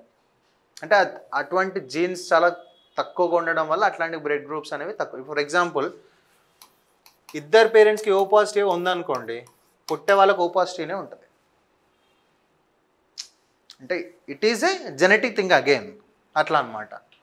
ఠీకే, presence or absence of specific blood group antigens. RH null ఉంది కాబట్టి ఇక్కడ RH అనే antigen ఉండట్లేదు. They are lacking this. Bombay గ్రూప్లో ఏంటంటే AB and H antigens లేవు. అట్లా అనమాట. These are like different rare blood groups. ఈ రక్త కోష్లో వీటికి ఎక్కువ ఇంపార్టెన్స్ అనేది ఉంటుంది. Like if you are a Bombay blood group guy, నీకు సర్జరీ ఉంది, నీకు బ్లడ్ గ్రూప్ కావాలి అంటే you can check with this e Rakt Kosh portal. Clear? Next, India slams the organisation of Islamic cooperation. Islamic cooperation organisation OIC అంటే ఇందులో only Islamic కంట్రీసే మెంబర్స్గా ఉంటారు. Clear? రీసెంట్గా ఈ ఆర్గనైజేషన్ ఆఫ్ ఇస్లామిక్ కోఆపరేషన్ యొక్క ఫారెన్ మినిస్టర్స్ మీటింగ్ జరిగింది. మనకి ఇక్కడ పహల్గామ్ టెర్రరిస్ట్ అటాక్ జరిగింది April 22. వాళ్ళు ఏంటంటే దాన్ని కండెమ్ చేయలేదు. That Pakistan is also member of OIC. So అందరూ ఏమైతే సన్యాసి గుద్దుకుంటే ఏమైందని బూడిద రాలింది అన్నట్టుగా వాళ్ళందరూ కూడా సేమ్ పేజ్లో ఉంటారు అనమాట. కండెమ్ చేయడం లాంటివి ఏమి ఉండవు. India also criticised OIC silence on cross border terrorism from Pakistan, highlighting it selective approach, disregard for global anti terror norms. Terrorism అనేది అక్కడ స్టార్ట్ అవుతుంది కాబట్టి వాళ్ళు దాని గురించి మాట్లాడరు. మనలో ఒక దొంగ ఉండంటే అందరు దొంగలు అవుతారని. సో మనం ఏంటంటే మీరు ఎందుకు సైలెంట్గా ఉంటారు? Terrorism is there, you have to condemn that. అంటే అగైన్ మనం చెప్పుకుంటానే ఉన్నాం ప్రతిసారి. సో మనం ఇప్పుడేం కామ్గా లేము కదా. ఆపరేషన్ సింధూర్ అనేది జరిగింది, మనం ఏదైతే చేయాలనుకున్నా మనం చేసేసినాం. ఆ తర్వాత ఏంటి, మన ఎంపీ గ్రూప్స్ అందరు కలిసి వేరే వేరే కంట్రీస్కి వెళ్ళి టెర్రరిజం ఏంటి, ఆపరేషన్ సింధూర్ మనం ఎందుకు చేయాల్సి అంటే ఏ పాయింట్ ఏంటంటే there is no international definition on terrorism. దీనికి ఒక ప్రాపర్ ఇంటర్నేషనల్ డెఫినేషన్ అనేది లేదు. బికాజ్ మనకి టెర్రరిజం ఇప్పుడు బ్రిటిషర్స్కి భగత్ సింగ్ టెర్రరిస్ట్, మనకి ఫ్రీడమ్ ఫైటర్. అంటే టెర్రరిజం అనే కాన్సెప్ట్ యొక్క డెఫినేషన్ అనేది ఏరియాకి కంట్రీకి మారుతూ ఉంటుంది. Got my point? అంటే there is no international definition for this terrorism. So మనకి టెర్రరిస్ట్ అయిన వాడికి హ్యూమన్ ఒక మంచి ఫ్రీడమ్ ఫైటరే, మంచి జాతీయవాది, వాడు మనకి టెర్రరిస్ట్ అనమాట. అంటే ఇట్లాంటి థీమ్స్ అనేవి ఉంటాయి. అంటే అందరికీ ఒక పర్సన్ టెర్రరిస్ట్ అవ్వాల్సిన అవసరం లేదు. ఇప్పుడు మనకి నక్సలైట్ అనేవాడు గవర్నమెంట్కి శత్రువు. ఒక పూర్ పర్సన్కి లేకపోతే ఒక తాండాలో ఉన్న పర్సన్కి, ఒక పూర్ పర్సన్కి వాడే దేవుడు. ఎందుకంటే వాడు కష్టాల్లో ఉన్నప్పుడు ఆ అన్ననే వచ్చి వాడి కాపాడండి. కాబట్టి definition varies, the way you think of them is like changes అనేది ఉంటుంది అనమాట. అట్లా. సో అందుకని ఏంటంటే మనం ఏం చేస్తామనంటే ఇప్పుడు షాంఘాయ్ కోఆపరేషన్ ఈ ఎస్ఈఓ మీటింగ్ జరిగింది. ఏ మీటింగ్లో అయినా సరే నువ్వు టెర్రరిజంని కండెమ్ చేయాలి అని చెప్పి మనం అనుకుంటాం. వాళ్ళు చేస్తారో చేయరని మనకైతే తెలుస్తుంది. Got my point? రీసెంట్గా అట్లాగే ఈ ఆర్గనైజేషన్ ఆఫ్ ఇస్లామిక్ కోఆపరేషన్ కూడా ఈ పహల్గామ్ అటాక్ని కండెమ్ చేయలేదన్నమాట. దానివల్ల ఏంటంటే మనం దానికి కొంచెం అపోజిట్గా వి స్టార్టెడ్, మీరు కండెమ్ చేయాలి, చేయకపోతే ఎట్లా, టెర్రరిజాన్ని పెంపొందిస్తారా అని చెప్పి మన వైట్ సైడ్ ఆఫ్ వర్షన్ అనేది మనం కూడా వినిపించాం. That is about this OIC. But OIC is important because it founded in 1969, 1969, in response to arson at Al Aqsa mosque, జెరూసలంలో అల్ అక్సా మాస్క్ ఉంది. అక్కడ ఇబ్బంది అయింది 1969లో. ఆ తర్వాత మనం ఇస్లామిక్ కంట్రీస్ అందరం కలిసి ఒకటే మాట మీద ఉండాలి, so that we can save our self, ఇస్లాం ఐడెంటిటీని మనం కాపాడుకోగలం అని చెప్పి they started this. It's headquartered in Jeddah, Saudi అరేబియాలో ఉంది. నెక్స్ట్, ప్రస్తుతానికి 52 కంట్రీస్ మెంబర్ స్టేట్స్ ఉన్నాయి. అందరూ కూడా మోస్ట్లీ ముస్లిం మెజారిటీ కంట్రీసే. ఓఐసిలో 57 కంట్రీస్ ఉన్నాయి. అఫీషియల్ లాంగ్వేజెస్ వచ్చేసి Arabic, English, French. To represent the collective voice of the Muslim world. మనం ఖలీఫా అనే కాన్సెప్ట్ వింటాం మన హిస్టరీ చదువుకున్నప్పుడు. క్యాలిఫేట్, ఖిలాఫత్ యుద్ధం జరుగుతుంది, ఖిలాఫత్ మూమెంట్ జరుగుతుంది భారతదేశంలో. క్యాలిఫేట్ అనే దాన్ని ఏదైతే ఉందో దాన్ని రద్దు చేయడం జరిగింది, క్యాన్సిల్ చేశారనమాట. ఆ తర్వాత ఏంటంటే ఓవరాల్గా ప్రపంచంలో ఉన్నటువంటి ముస్లిం వరల్డ్ అందరికీ, ముస్లిం ప్రపంచానికి అందరికీ ఒక పర్టికులర్ వాయిస్ అనేది లేదు. So again they started this to collective voice of the Muslim world and protest its interest in global affairs while promoting peace and harmony. దాని యొక్క vision. Okay, key focus areas includes Palestine issue, Palestine is fighting with Israel, right? Islamophobia, minority rights in non-member states, economic and cultural cooperation among Islamic countries. Islamophobia అంటే అంటే ఇస్లాం అనగానే కొన్ని countries చాలా భయపడతారు. వీళ్ళేం చెప్పాలనుకున్నారంటే Islam is all about peace and harmony. అది దీని యొక్క మోటో అనమాట. ఇస్లామోఫోబియాని తీసేయాలి ప్రపంచం నుంచి అనేది ఓఐసీ యొక్క ముఖ్య ఉద్దేశం. India is not a member, but still we have third largest Muslim population globally. India is having third largest Muslim population, but India is not a member in OIC, has been historically excluded due to Pakistan's opposition, because Pakistan is a member of OIC. So మనం పాకిస్తాన్కి ఎప్పుడు టెర్రరిస్ట్లమే కదా, మనం పాకిస్తాన్ మనం అట్లనే చూస్తారు కదా, మనం ఎప్పుడు వాళ్ళకి శత్రువులమే కదా, అందుకని చెప్పి మనం ఓఐసీలో మనల్ని తీసుకోలేదు. But because of our diplomacy, mana దౌత్యం కారణంగా we are invited as guest of honor in 2019 to the OIC foreign ministers meeting in Abu Dhabi, a diplomatic milestone. 2019లో మనల్ని గెస్ట్ ఆఫ్ ఆనర్గా పిలవడం జరిగింది because of our diplomatic relations and our growing presence in the world. మనం ఎలా మారుతున్నాం, మన like if you see the phase, see the graph, when it comes to diplomacy, it is like this, Indian diplomacy. So they invited us as guest of honor in 2019. India consistently rejects OIC statements on Jammu and Kashmir and other internal affairs. Clear? So they will tell ki J&K is not India's place. Initially, of course, now we are like included J&K in our thing, but initially ఏంటంటే J&K అనేది భారతదేశానికి కాదు, భారతదేశం ఆక్రమించుకుంది, ఇది పాకిస్తాన్కి చెందింది అని చెప్పి ఓఐసీ స్టేట్మెంట్ ఇచ్చేది అప్పట్లో. But now it is not there. Cool. IFCO to set up first overseas nano fertilizer plant in Brazil. IFCO means Indian Farmers Fertilizer Cooperative. Nano fertilizer అంటే వెరీ స్మాల్, నానో మీన్స్ చిన్నది, చిన్న ఫర్టిలైజర్స్ అన్నమాట. Establish its first overseas nano fertiliser manufacturing plant in Brazil. ఎక్కడ serve చేసామనంటే బ్రెజిల్లో చేసాం. And annual production capacity of 4.5 million litres of capacity ఉండింది. బ్రెజిల్లో స్టార్ట్ చేసాం by IFFCO, Indian farmers fertiliser cooperative. Nano fertilizer is this, it's a nanometer sized, very small particles, less than 100 nanometers, very small. ఎందుకు ఇది use చేస్తారంటే జనరల్గా ఈజీగా కరుగుతుంది, తొందరగా రూట్స్లోకి వెళ్ళిపోతుంది. చిన్నగా ఉండడం వల్ల అంటే తొందరగా వెళ్ళిపోయే ఛాన్స్ అనేది ఉంటుంది అనమాట. అట్లా function enhances nutrient delivery efficiency to plants, so that it will give so many nutrients to the plant.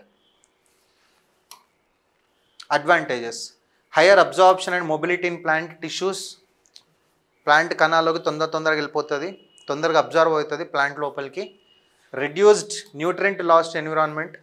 పెద్దగా ఉంటే ఏంటనంటే వాటర్ వచ్చినప్పుడు వాటర్తో పాటు వాష్ అవుతూ ఉంటుంది, ప్లాంట్కి పోయే తక్కువ ఉంటుంది.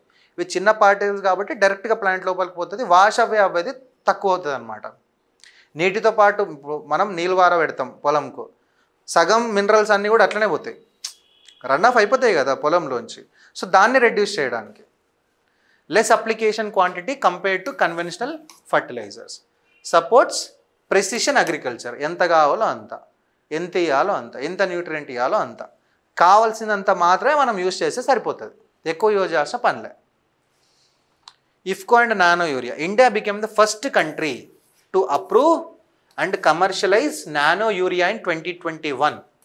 2021లోనే నానో యూరియాని స్టార్ట్ చేసాం.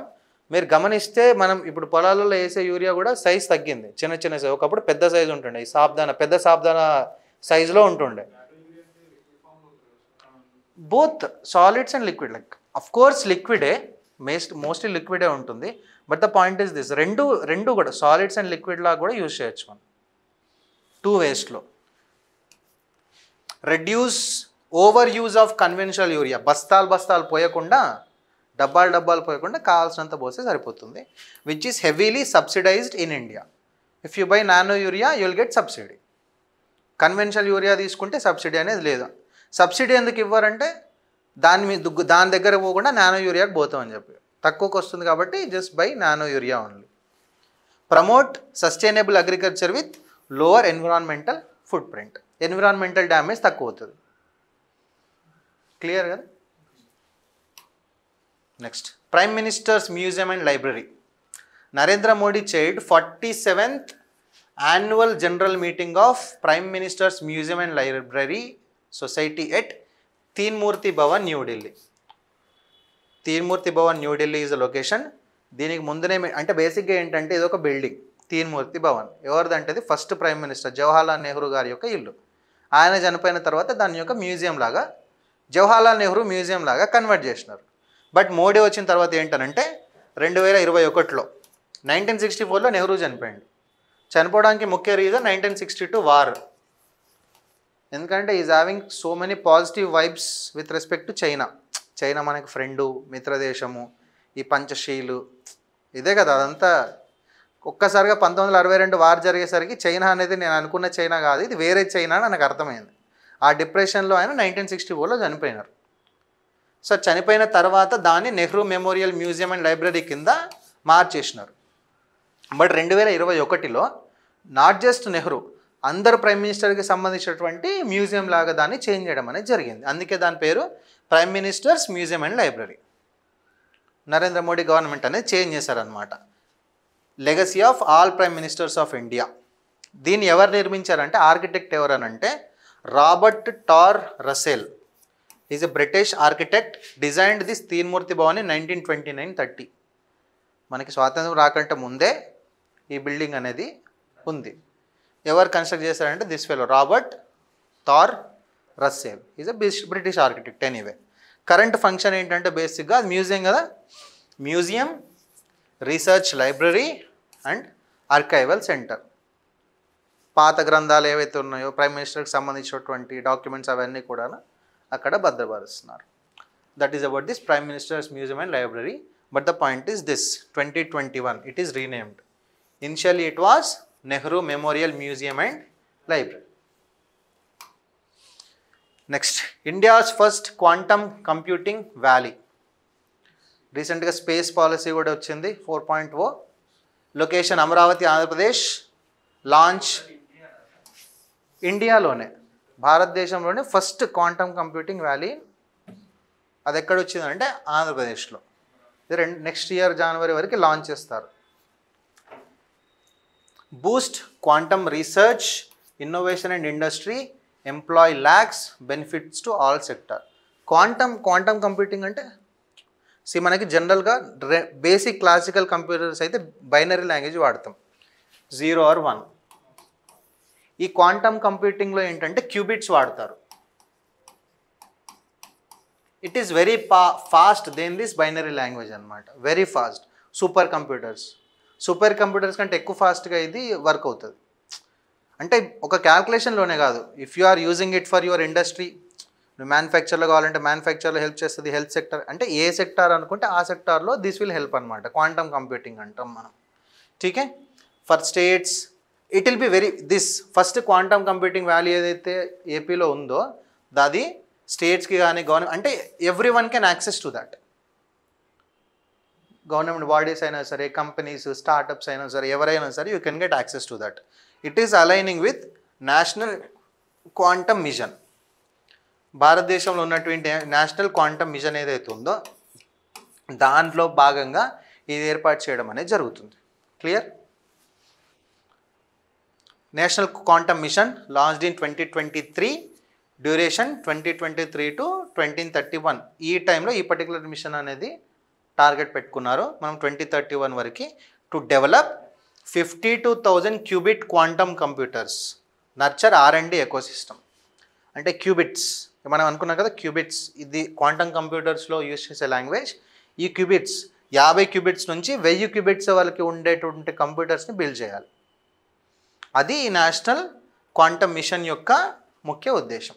50 to 1000 qubit quantum computers has to be developed. It can be used in any sector, health, education, banking, defense, energy, drug, whatever. Supports digital India, Atmanirbhar Bharat and sustainable development goals, that is health and wellbeing, SDG 3. Next Andhra Pradesh space policy. మనం తమిళనాడులో and గుజరాత్లో కూడా space పాలసీలు ఉన్నాయి. గుజరాత్లో ఏంటంటే it is still in, అది ఇంకా లాంచ్ అవ్వలేదు, అక్కడ గవర్నమెంట్ కూడా దాన్ని క్యాబినెట్ అప్రూవ్ చేయలేదు ఇంకా, అంటే స్టిల్ ఇన్ ఫ్రేమింగ్ ఫేజ్ అనమాట, ఇంకా దాన్ని ఫ్రేమింగ్ స్టేజ్లోనే ఉంది. తమిళనాడులో ఏంటనంటే, తెలంగాణ అన్నా, తమిళనాడులో ఏంటనంటే క్యాబినెట్ అప్రూవ్ చేసింది, క్యాబినెట్ అప్రూవ్డ్, బట్ ఇంకా లాంచ్ అవ్వలేదు. క్యాబినెట్ అప్రూవ్ చేసిన లాంచ్ అవ్వలేదు. బట్ ఆ 3 రాష్ట్రాల్లో ఉన్నప్పటికీ కూడా Andhra Pradesh is the first state where they launched it. Launch అనేది అయిపోయింది. Andhra Pradesh state policy 4.0, that's why it is India's first state space policy. Target ఏంటంటే 2035 లోపు, అంటే నెక్స్ట్ 10 years లోపు 25,000 కోట్ల ఇన్వెస్ట్మెంట్స్ని తీసుకురావాలి. ఎందుకు అంటే, ఎవరైతే స్పేస్ రిలేటెడ్ థింగ్స్లో కంపెనీ స్టార్ట్ చేస్తారు, లేకపోతే రీసెర్చ్ చేస్తారు, స్టార్టప్స్ ఉండొచ్చు, ఏవైనా సరే, వాళ్ళందరూ కూడా ఏంటంటే ఇక్కడికి వచ్చి ఇన్వెస్ట్ చేసి ఈ పర్టికులర్ థింగ్లో వాళ్ళు ఇన్వాల్వ్ అవ్వాలన్నమాట. ఆ విధంగా 25,000 కోట్ల పెట్టుబడిని ఎక్స్పెక్ట్ చేస్తున్నాం in the next 10 years. Direct and indirect jobs anyways ఉంటాయి అనుకోండి. Vision tech driven growth via space sector. Space సెక్టార్లో will be using so much technology. దీనికోసం మనం 2 ట్విన్ స్పేస్ సిటీస్ని ఏర్పాటు చేయబోతున్నారు. One is Lepakshi cluster in Sathya Sai జిల్లాలో. ఇదేంటనంటే దీనికి ఒక 30,000 ఎకరాలు ఇచ్చినారు. ఇక్కడ ఏం జరుగుతుంది బేసిక్గా అంటే only research and develop and innovation related things ఈ లేపాక్షి క్లస్టర్లో జరుగుతాయి. ఇది ఫస్ట్ స్పేస్ సిటీ. రెండవది తిరుపతి. ఈ తిరుపతిలో ఏంటంటే మ్యానుఫ్యాక్చర్ హబ్ అనమాట. If you are planning to start a manufacturing kind of company, manufacturing kind of startup, go there, go to Tirupati. Government will help you in buying land. Government will give you investment. Government will give you rebates on interest. Loans ఇప్పిస్తుంది, interest తక్కువ చేస్తుంది, land కొంటే land rebates ఇస్తుంది. అంటే నువ్వు company పెట్టడానికి కావాల్సిన support అంతా గవర్నమెంట్ ఇస్తుంది. నువ్వు అక్కడ ఉండి అక్కడ కంపెనీ పెట్టి నువ్వు R&D చేసుకోవాలి. Got my point. అందుకే ఒకటి, నువ్వు R&D ఇన్నోవేషన్ సైడ్ ఉంటే గో టు లేపాక్షి. మీరు ఒకవేళ manufacturing side of the space things manufacture చేయాలని అనుకోండి, go to Tirupati. 2 clusters are available, 2 space cities are available in this space policy 4.0. Incentives, ఒకవేళ మీరు MSME micro small and medium enterprise అయితే కనుక 75% subsidy వస్తుంది మీకు లోన్ తీసుకుంటే. నెక్స్ట్ GST కట్టాల్సిన పని లేదు. ల్యాండ్ కాస్ట్ రిబేట్స్ ఉంటాయి. ల్యాండ్ కొంచెం ఇన్వెస్ట్ చేసాం అనుకోండి, అది రిబేట్స్ ఇస్తారు, అంటే కొంచెం మనీ మీకు మళ్ళీ ఇస్తారు. ఇన్ఫ్రాస్ట్రక్చర్కి సపోర్ట్ చేస్తారు. Next planned 6-lane corridor to Sriharikota. Sriharikota Tirupati కదా. సో తిరుపతిలోని శ్రీహరికోటకి 6-lane కారిడార్ని బిల్డ్ చేస్తున్నారు. తమిళనాడుకి అండ్ ఏపీకి ఉన్న అడ్వాంటేజ్ ఏంటంటే which is having ISRO presence there. ISRO presence అనేది ఆంధ్రప్రదేశ్లో ఉంది, తమిళనాడులో ఉంది, కాబట్టి ఇది ఇంకొంచెం హెల్ప్ అయ్యే ఛాన్స్ ఉంటుంది. గుజరాత్లో ఇస్రో లేదు అంటే అఫ్కోర్స్ అంటే అక్కడ కూడా హెల్ప్ అవుతుంది అనుకోండి, బట్ ఆంధ్రప్రదేశ్కి అండ్ తమిళనాడుకు ఉన్న అడ్వాంటేజ్ ఏంటంటే ఇస్రో ప్రజెన్స్ ఎంతో కొంత మన దగ్గర ఉంది కాబట్టి మనం దాని గురించి నేర్చుకోవాల్సింది ఉంటుంది. అది మనకి R&Dకి హెల్ప్ అవుతుంది, మ్యానుఫ్యాక్చరింగ్ అన్నింటికి కూడా హెల్ప్ అవుతుంది. Got my point.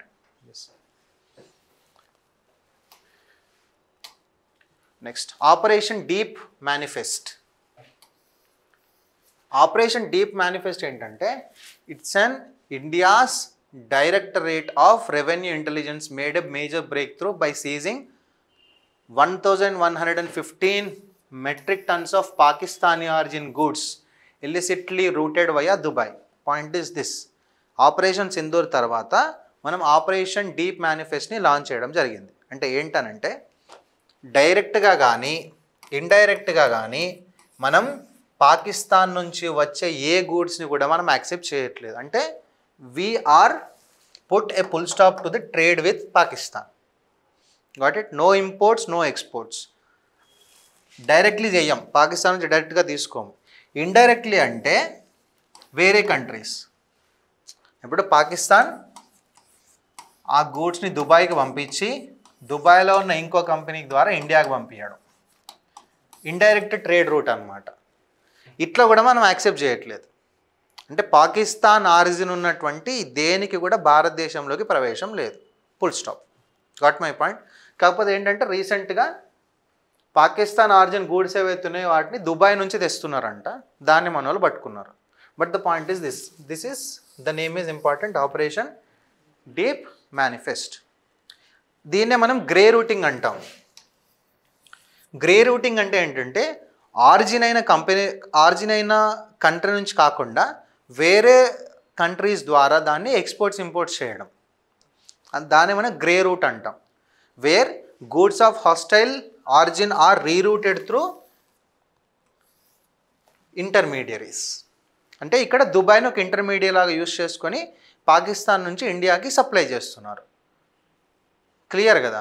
Grey routing కూడా మనం అలో చేయట్లేదు ఫ్రమ్ పాకిస్తాన్, దాన్ని మనం ఆపరేషన్ డీప్ మేనిఫెస్ట్ అని పిలుస్తాం. క్లియర్ కదా. Just the term is important, specifics ఏమి ఉండవు కానీ. నెక్స్ట్ జియో పార్సీ. జియో అంటే బ్రతకమనే కదా అర్థం. Jiyo Parsi, Parsi like this Zoroastrians అంటాం కదా, పార్సీ బ్లాక్, వాళ్ళ యొక్క పాపులేషన్ తగ్గుతూ ఉంది, మైనారిటీస్ వాళ్ళు. So ministry of minority affairs conducted a one-day biometric authentication drive for beneficiaries of these GeoParsy schemes in Maharashtra. ఇది 2013-14లో లాంచ్ చేయడం జరిగింది.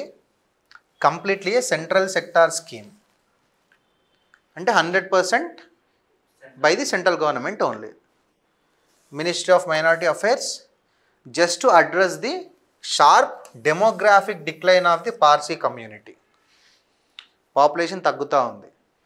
And ensure its long term survival and cultural కంటిన్యూటీకి ఈ పర్టికులర్ స్కీమ్ అనేది help చేస్తుంది. ఎట్లా help చేస్తుంది అని అంటే, మెడికల్ అసిస్టెంట్స్. పాపులేషన్ తగ్గుతుందంటే దాని అర్థం ఏంటి?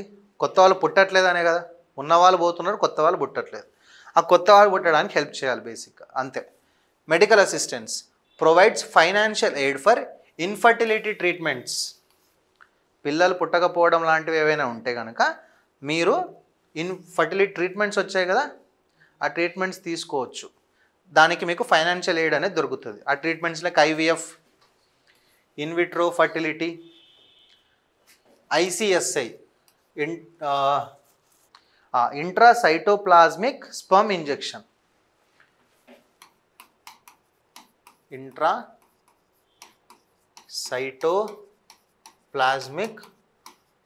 Sperm injection. అంటే ఇది సైన్స్ అండ్ టెక్నాలజీ పరంగా ఇది ఇంపార్టెంట్. నేను చెప్తాను. ఇప్పుడు ఐవీఎఫ్ అంటే ఏంటనంటే ఎగ్ని స్పర్మ్ని రెండు తీసుకొని ఒక ల్యాబ్లో గ్రో చేసి దాన్ని మళ్ళీ ఓమ్లోకి పంపించడం. అంటే బయట ఎక్స్టర్నల్గా మనం రెండు కలిసేలాగా చూస్తున్నాం, అది ఇన్విట్రో ఫర్టిలిటీ. ఐసిఎస్ఐ అంటే ఇంట్రాసైటోప్లాస్మిక్ స్పర్మ్ ఇంజెక్షన్ అని అంటే ఎగ్ క్వాలిటీ, అంటే ఎగ్ ఎక్కువ ప్రొడ్యూస్ అవ్వకపోయినా, ఎగ్ క్వాలిటీ తక్కువ ఉన్నా కూడా ఏంటనంటే క్వాలిటీ ఎగ్లోకి ఏంటంటే మనం స్పర్మ్ని ఇంజెక్ట్ చేస్తున్నాం, అంటే డైరెక్ట్గా వూంబ్లోకి స్పర్మ్ని ఇంజెక్ట్ చేస్తున్నాం. ఇది ఐసిఎస్ఐ. సర్రోగసీ ఏంటనంటే సర్రోగేట్ మదర్ అనే కాన్సెప్ట్ ఉంటుంది, మీకు ఐడియా ఉందా? థర్డ్ పర్సన్, ఎవరో ఒక ఆవిడ మన పిల్లల్ని కంటది, అది సర్రోగసీ కాన్సెప్ట్ అనమాట. అంటే ఇక్కడ సర్రోగసీలో ఏమవుతుందంటే ఆవిడ కూడా బయోలాజికల్ పేరెంటే అవుతుంది, అంతే. పాయింట్ అదే కదా. మనకి సర్రోగసీ రిలేటెడ్ ఒక లా కూడా ఉంది, 2021 సంథింగ్ ఎంతో. అండ్ పోస్ట్ కాన్సెప్ట్ అంటే ఈ టైప్ ఆఫ్ ట్రీట్మెంట్స్ని యూ కెన్ యాక్సెస్. కావాల్సినటువంటి ఫైనాన్షియల్ ఎయిడ్ ఏదైతే ఉందో సెంట్రల్ గవర్నమెంట్ ఇస్తుంది. అంటే ఇవేంటనంటే మనకు కొంచెం సైన్స్ అండ్ టెక్నాలజీ రిలేటెడ్గా కూడా హెల్ప్ అవుతుందని నేను ఎక్స్ప్లెయిన్ చేశాను. Health of community offers monthly financial support to Parsi couples with children as well as dependent elderly members. Advocacy promotes timely marriage, fertility awareness and family support within the community. ఈ infertility అనేది ఎక్కువ రావడానికి, పిల్లలు పుట్టకపోవడానికి కారణం ఏంటనంటే, one is like late marriages, the way you are living, the food you are eating. అంటే మనం అవన్నీ కూడా దీంట్లో ఒక పార్ట్ అనమాట, లేట్ మ్యారేజ్ చేసుకోవడం కూడా. సో వాటిని మనం కంట్రోల్ చేయగలిగితే పాపులేషన్ అనేది పెరుగుతుంది. అందుకే ఇక్కడ టైమ్లీ మ్యారేజ్ని ప్రమోట్ చేస్తున్నారు, టైంకి పెళ్లి చేసుకుంటారా అని చెప్పి. Okay, the population of Parsi community, one of the India's smallest yet most prosperous community, declined by 22% from 69,601 in 2001 to 57,000 in the 2011 census. 22% decline అయింది లాస్ట్ సెన్సస్కే చూస్తే. మళ్ళీ ఇప్పుడు 2027లో చూస్తే వాళ్ళ పాపులేషన్ ఎంత ఉంటుందో. మొత్తం భారతదేశం మీద వాళ్ళు 57,000 మంది ఉన్నారు, 57,000 only. Maharashtra has Parsi population of 44,000. That means like around 90% of the population is there in Maharashtra, the highest among all states, followed by Gujarat. అంటే ముంబైలో చేయడానికి కారణం ఏంటి? ఇప్పుడు మనం చూసాం కదా, బయోమెట్రిక్ ముంబైలో చేశారండి, because 90% population is there only, and the remaining population 10% is there in Gujarat. Gujarat and Maharashtra where like more Parsis are there. That is all about this Jiyo Parsi scheme. Next, artificial rain and cloud seeding. అంటే ఎక్కడైతే clouds, ఇప్పుడు మనకు వర్షం కావాలని అనుకోండి, ఆ క్లౌడ్స్కి కెమికల్ని inject చేసి దాంట్లో ఉన్నటువంటి ప్రెసిపిటేషన్ అంటే రెయిన్ డ్రాప్స్ లాగా బిల్డ్ చేసి, అంతే కదా, ఆవిరంతా పోవాలి, ఆవిరి పొయ్యి అదొక దగ్గర ఫామ్ అయ్యి రెయిన్ డ్రాప్స్ లాగా ఫామ్ అయ్యి అప్పుడు దానికి అంత ఉంచుకోలేక దాని స్టామినా అయిపోతే అది వదిలేస్తుంది, అంతే కదా. అదే క్లౌడ్ ఫార్మేషన్ అయితే అదే కదా. సో ఇక్కడ ఏంటనంటే దాని మనం ఆర్టిఫిషియల్ రెయిన్ అంటాం. ఎందుకనంటే we are injecting some chemicals into clouds to get rain. క్లౌడ్స్లోకి కొన్ని కెమికల్స్ ఇంజెక్ట్ చేసి మనం రెయిన్ని తెప్పించుకుంటున్నాం, అందుకే మనం దీన్ని ఆర్టిఫిషియల్ రెయిన్ అని పిలుస్తాం. నాకు అంత ఐడియా లేదు, but still it is going on. అంటే ఎక్కడంటే ఫర్ ఎగ్జాంపుల్ రీసెంట్గా ఢిల్లీలో this population is like next level population అంట. పొల్యూషన్, మనం పొల్యూషన్ని ఏక్యూఐ రూపంలో చూస్తాం, అంటే పొల్యూషన్ని మనం ఇట్లా చెక్ చేసుకుంటాం. Delhi is like next level with respect to pollution అనమాట. రోడ్లు కూడా కనిపించాయి మీకు కొన్ని టైమ్స్లో.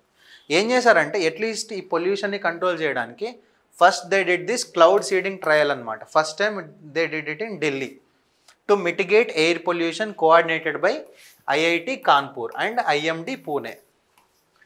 IIT Kanpur and IMD Pune, meteorological department Pune, ఈ రెండింటితో కోఆర్డినేట్ చేసుకొని ఫస్ట్ టైం ఢిల్లీలో ఎయిర్ పొల్యూషన్ని తగ్గించుకోవడానికి క్లౌడ్ సీడింగ్ అయితే యూజ్ చేయడం అనేది జరిగింది ఢిల్లీలో.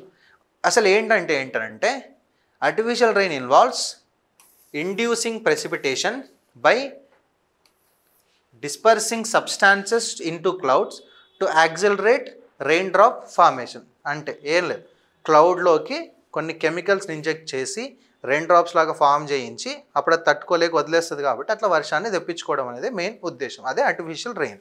దాంట్లో ఏం యూజ్ చేస్తారు సార్ సీడింగ్ ఏజెంట్స్ లాగా అంటే సిల్వర్ అయోడైడ్, దాని యొక్క ఫార్ములా ఇది AgL, potassium iodide, sodium chloride, dry ice అంటే dry form of carbon dioxide.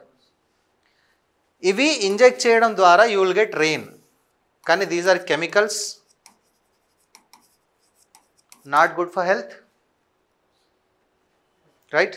Conditions: rain bearing clouds, atmospheric instability and high humidity, favourable wind and temperature. అంటే ఇవి ఉండాలి, cloud formation అనేది ఉండాలి పైన, లేకపోతే క్లౌడ్ సీడింగ్ చేయలేము మనం. దీస్ ఆర్ లైక్ నీడెడ్, ఈ కండిషన్స్ ఉండాలి. ప్రాపర్ టెంపరేచర్ ఉండాలి, వర్షం పడేయడానికి కావాల్సినంత అటువంటి కండిషన్స్ ఉంటే మాత్రమే ఈ ఆర్టిఫిషియల్ రెయిన్ అనేది పాసిబుల్ అవుతుంది. Advantages: air pollution relief.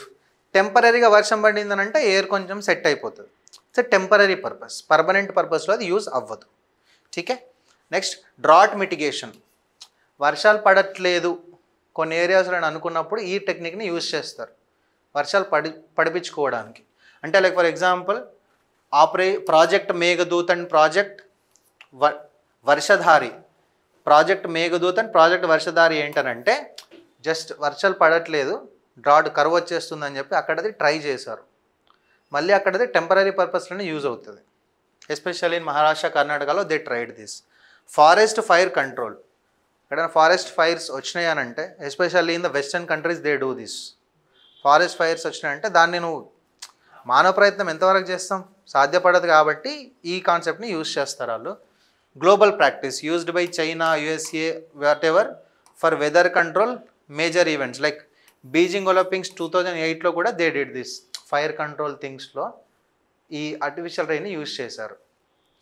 Concerns ఏంటి అని అంటే environmental contamination, because you are injecting chemicals మళ్ళీ భూమి మీదకి వస్తాయి.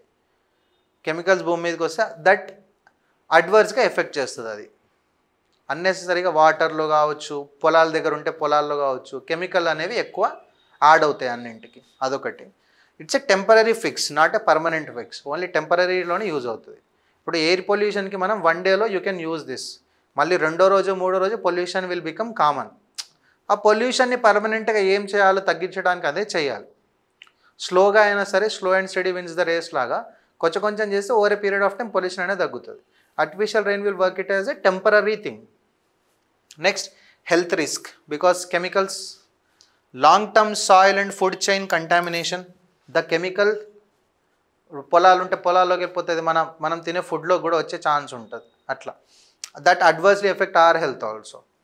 Next ethical legal issue, weather manipulation raises moral and legal dilemma. నార్మల్గా పడేదానికి మనం ఇక్కడ అది ఇంజెక్ట్ చేసి ఆర్టిఫిషియల్గా మనం రెయిన్ అనేది తెచ్చుకుంటున్నాం. ఇక్కడ ఏంటి ఎథికల్ లీగల్ ఇష్యూస్ జరుగుతాయి. వెదర్ని మనం మ్యానిపులేట్ చేస్తున్నాం. వర్షాకాలం అంటే అది పడని టైంలో మనం దాన్ని మ్యానిపులేట్ చేసి ఆ పర్టికులర్ రెయిన్ మనం తెచ్చుకుంటున్నాం ఇక్కడ. సో ఇక్కడ here ethical and legal issues also welcome. That is about artificial rain. Next, Bihar becomes first state to enable mobile app voting. అంటే only in the municipal elections and bypolls, not in proper MLA and MP elections. ఓకేనా, general ఎలక్షన్స్లో కాదు, only municipal ఎలక్షన్స్లోనే and బై ఎలక్షన్స్లోనే they are using this mobile app. Okay, mobile app name is this ESEC Bihar, SECBHR. Only Android. IPhones వాళ్ళు ఓటేయలేరు. అంటే అదే issue కదా, అదే క్రిటిసిజంలో వస్తుంది. సో ఓన్లీ ఆండ్రాయిడ్ యూజర్స్కే ఈ పర్టికులర్ అప్లికేషన్ అనేది అవైలబుల్గా ఉంది. Voting in 6 nagar panchayats and 36 other municipal bodies. అంటే ట్రయల్ అండ్ ఎర్రర్ కింద ట్రయల్ చేస్తున్నారు. ఇప్పుడు వర్కౌట్ అయితే over a period of time అది అవుతుంది. నెక్స్ట్, టార్గెటెడ్ ఓటర్ గ్రూప్స్ ఏంటనంటే senior citizens, those who can't travel to the polling booths, persons with disabilities and pregnant women. అంటే వీళ్ళు ఏంటనంటే ఓటేయడానికి పోలింగ్ బూత్కి పోలేరు కదా, సో ఇట్లాంటి వాళ్ళకి ఈ యాప్ అనేది యూజ్ అవుతుంది. యాప్లో ఏం చేస్తాం సార్ అంటే మొబైల్ నెంబర్తో రిజిస్టర్ అవుతాం, మన ఓటర్ ఐడిని ఎంటర్ చేస్తాం. ఒక మొబైల్ నెంబర్తో ఓన్లీ 2 ఓట్లు మాత్రమే వేయచ్చు. ఇప్పుడు మ్యాక్సిమం ఇంట్లో ప్రతి ఇంట్లో కూడా 2-3 మొబైల్ ఫోన్స్ ఉంటున్నాయి కాబట్టి ఈజీగా వేసుకోవచ్చు, ఇబ్బంది ఉండదు. ఒక మొబైల్ నెంబర్ నుంచి 2 ఓట్లు మాత్రమే వేయచ్చు. Request valid voter ID entry. Voter ID అనేది మనం ఎంటర్ చేసిన తర్వాతనే ఓట్ వేయడానికి ఛాన్స్ ఉంటుంది, బికాస్ డూప్లికేట్స్ అనేవి తగ్గించాలి. Block chain technology ensures secure, tamper proof, immutable record using blockchain technology, so that ఏంటనంటే నా ఓటు వేరేవాడు వేయకుండా డూప్లికేషన్స్ రెడ్యూస్ చేయడం కానీ, ట్యాంపరింగ్ చేయడం కానీ, వీటన్నింటిని తగ్గించడం. Next, facial recognition used for authentication during login and voting. So proper Android phone with camera ఉండాలి, సో దట్ ఆ ఫేస్ రికగ్నైజ్ చేయాలి అది మనం లాగిన్ అయ్యే టైంలో. Significance promotes electoral inclusion for vulnerable and mobility restricted groups, boosts voter turnouts. వాళ్ళందరూ ఇప్పటివరకు vote వేయలేదు కాబట్టి యాప్ ద్వారా ఓటేస్తారు, సో ఓటింగ్ పర్సంటేజ్ పెరుగుతుంది. First of its kind integration of blockchain and biometric technology in voting. Biometric కింద they are using face, thumb option రాదు కదా వాళ్ళకి, ఫేషియల్ రికగ్నిషన్ ఉండాలి. So using block chain technology for it. But the point is this, digital divide. What if they don't know how to use phone? Digitally illiterate people ఉంటారు, అదే ఉండదు. ఇప్పుడు phone ఉండదు అందరి దగ్గర, ఉన్నా కూడా ఆడ యాప్ ఇన్స్టాల్ చేసుకుని ఆడ ముఖం చూపించి ఫేస్ రికగ్నైజ్ అయ్యి ఓటర్ ఐడి ఎంటర్ చేసి, అంటే దట్ నాట్ కంప్లీట్లీ పాసిబుల్. ఒకవేళ వాడు తెలిసిన వాడి దగ్గరికి పోతే వాడెవడికి ఓటేయించాలనుకుంటే వీళ్ళతో కూడా వాడిగా ఓటేయిస్తాడు. ఇప్పుడు ఊర్లలో ఎలక్షన్స్ అవుతాయి, ముసలోళ్ళు ఉంటారు, ఏదో ఒక పార్టీ వాడు వస్తాడు, ఆటో తెచ్చుకుంటాడు, వాడు అలా ఎత్తుకొని పోయి ఓటేపిస్తాడు. ఎవడికి ఓటేపిస్తాడు? ఆ ముసలిదానికి తెలుసా ఏడో ఓటేయాలను? వాడికి ఎక్కడ కావాలో అక్కడ ఓటేపిస్తాడు, అంతే కదా. That is possible. And iOS users అయితే వాళ్ళకి యాప్ ఇన్స్టాల్ చేసుకునే ఆప్షన్ లేదు. ఐఫోన్ యూజర్స్, ఆండ్రాయిడ్ వాళ్ళే ఇన్స్టాల్ చేసుకునే ఆప్షన్ ఉంది ఇక్కడ. Next cyber security risk. Use చేసేవాడికి బ్లాక్ చైన్ టెక్నాలజీ వాడుతున్నావా, నువ్వు ఏది వాడుతున్నది ఎట్లా తెలుస్తుంది వాడికి? It is easily, hacking is easily possible. Tampering possible, hacking పాసిబులే. Data privacy, identity theft. ఎవడైనా కూర్చొని ఈ పర్టికులర్ పోర్టల్ని సెక్ బిహెచ్సి కదా, దాన్ని హ్యాక్ చేసినట్టు అని అనుకోండి, అక్కడ ఉన్నటువంటి అందరి డేటా అంతా పోయి ఆడి చేతిలో ఉంటుంది. Data risk is possible, privacy is possible. And current electoral laws need updates for full voting, digital voting implementation. ఇంకా మన ఎలక్టోరల్ సిస్టంలో ప్రాపర్ దిస్ డిజిటల్ ఓటింగ్ సిస్టమ్కి ఇంకా ప్రాపర్ లాస్ అనేది లేదు. సో దాని లీగల్ బ్యాకప్ అనేది ఉండాలి. కాకపోతే ఏంటంటే వచ్చే ఇబ్బంది ఏంటంటే, ఒకటి, we're not that great with this digital literacy. ప్రతి ఒక్కరు మొబైల్ యూజ్ చేయడం తెలియదు. ఈవెన్ దో మనం లాస్ట్ క్లాస్లో చూసినాం ఇంటర్నెట్ పెనెట్రేషన్, మొబైల్ పెనెట్రేషన్ మనం ఊర్లలో కూడా ఉన్నాయని చూసినాం. కానీ దాంట్లో ఎంతమందికి వచ్చో, వాడు మా అంటే ఫోన్ మాట్లాడతాడు, వాట్సాప్లో వీడియో కాల్ చేస్తాడు, అంతకు మించి ఏం యూజ్ చేయడానికి రాదు. అంటే బేసిక్ యూసేజ్ వాళ్ళకి తెలుసు. ఈ డిజిటల్ లిటరసీ లేకపోతే ఏంటంటే ఎట్లాంటి నువ్వు ఎంత మంచి స్కీమ్ తీసుకొచ్చినా కూడా అది వర్కౌట్ అవ్వదు.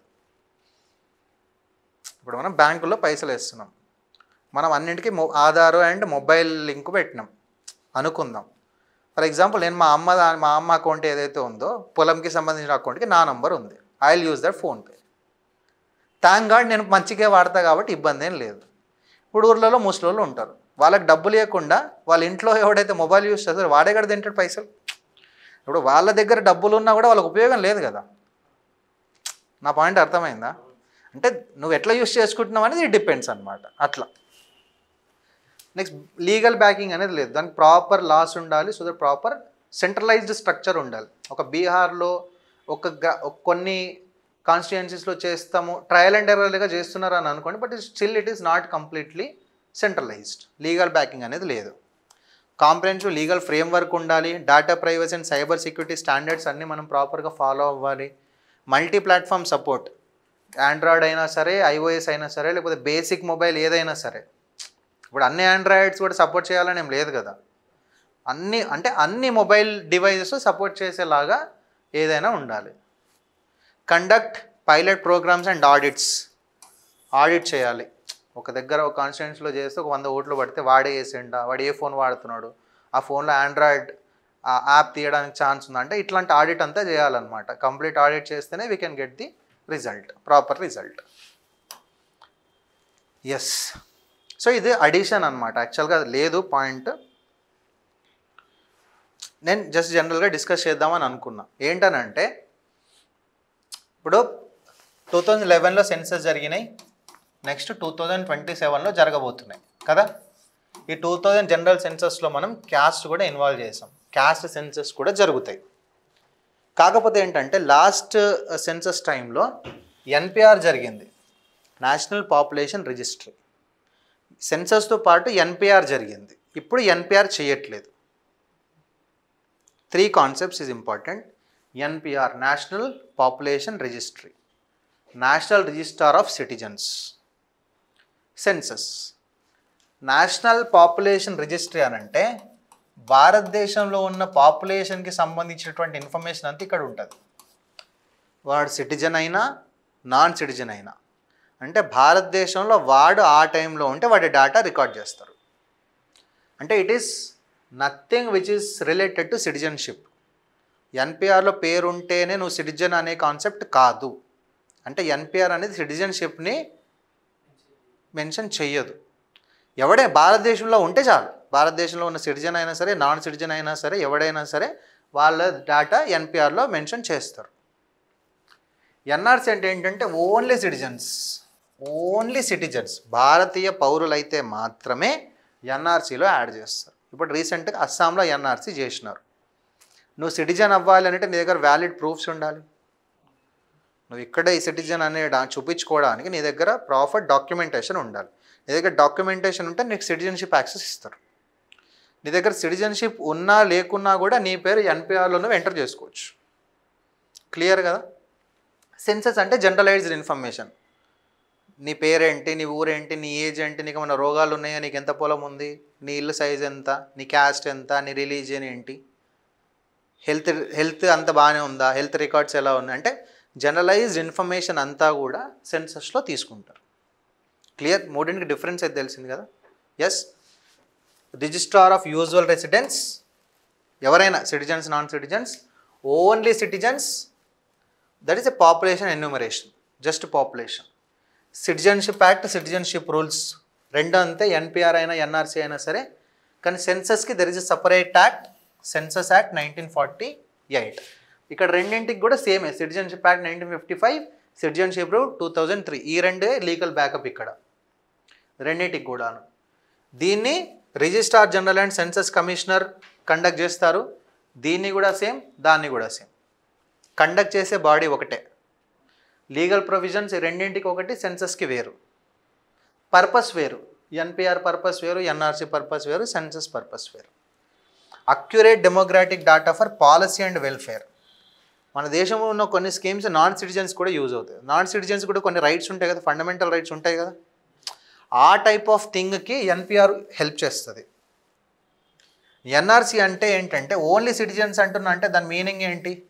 సిటిజన్స్ కానివాడు, ఇల్లీగల్గా భారతదేశంలో నివసిస్తున్న వాళ్ళు వీళ్ళందరినీ బయటకు తరిమేయాలనే కదా దాని అర్థం. Got my point? ఇది ఎవరికైనా యూజ్ అవుతుంది, because they are temporarily they are staying in India. ఇక్కడేంటి, ఇల్లీగల్గా ఎక్కువ రోజులు భారతదేశంలో ఉన్న వాళ్ళందరినీ కూడా తన్ని తరిమేయడానికి ఎన్ఆర్సీ యూజ్ చేస్తాం. Clear? Differentiation. Mandatory, NPR is like మ్యాండేటరీగా కండక్ట్ చేయాల్సిందే. NRC it is voluntary, that means but requires documentary proof if conducted. ఒకవేళ వాళ్ళు ఎన్ఆర్సీ కండక్ట్ చేయాల్సిన అవసరం లేదు. ఎన్పిఆర్ అనేది అట్లీస్ట్ సెన్సస్తో పాటు కండక్ట్ చేయాలి, అది మ్యాండేటరీ. క్లియర్? ఎన్పిఆర్ అనేది కండక్ట్ చేయాలి, దట్ ఈస్ మ్యాండేటరీ. ఎన్ఆర్సీ అనేది ఎప్పుడు కండక్ట్ చేయాలనేది మ్యాండేటరీ ఏం లేదు, గవర్నమెంట్ చేయాలనుకుంటే చేస్తుంది. అస్సాంలో చేయాలనుకుంది చేసిరు, భారతదేశం మొత్తం మీద చేయాలనుకుంటే గవర్నమెంట్ చేస్తుంది.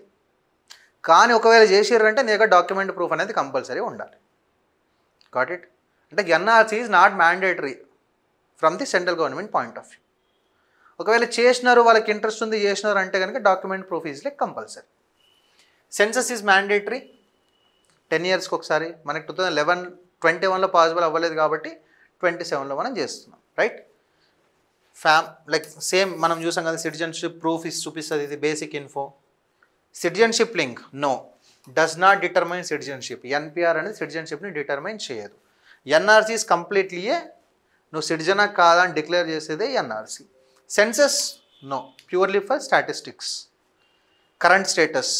సెన్సస్కి ఎన్పిఆర్లో ఏంటంటే పాపులేషన్ మాత్రమే, వాళ్ళు డేటా మొత్తం తీసుకోరు. ఇప్పుడు ఈ ఊర్లో పాయింట్ ఇస్ దిస్, ఇప్పుడు ఎన్పిఆర్లో ఏంటంటే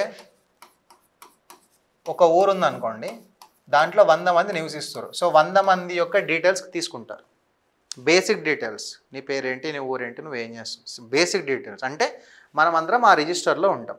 ఎన్ఆర్సీ అంటే ఏంటంటే ఈ 100 మందిలో 90 మందే సిటిజన్స్ అని డిక్లేర్ చేస్తుంది, 10 మందిని బయటకు దాన్నేస్తుంది.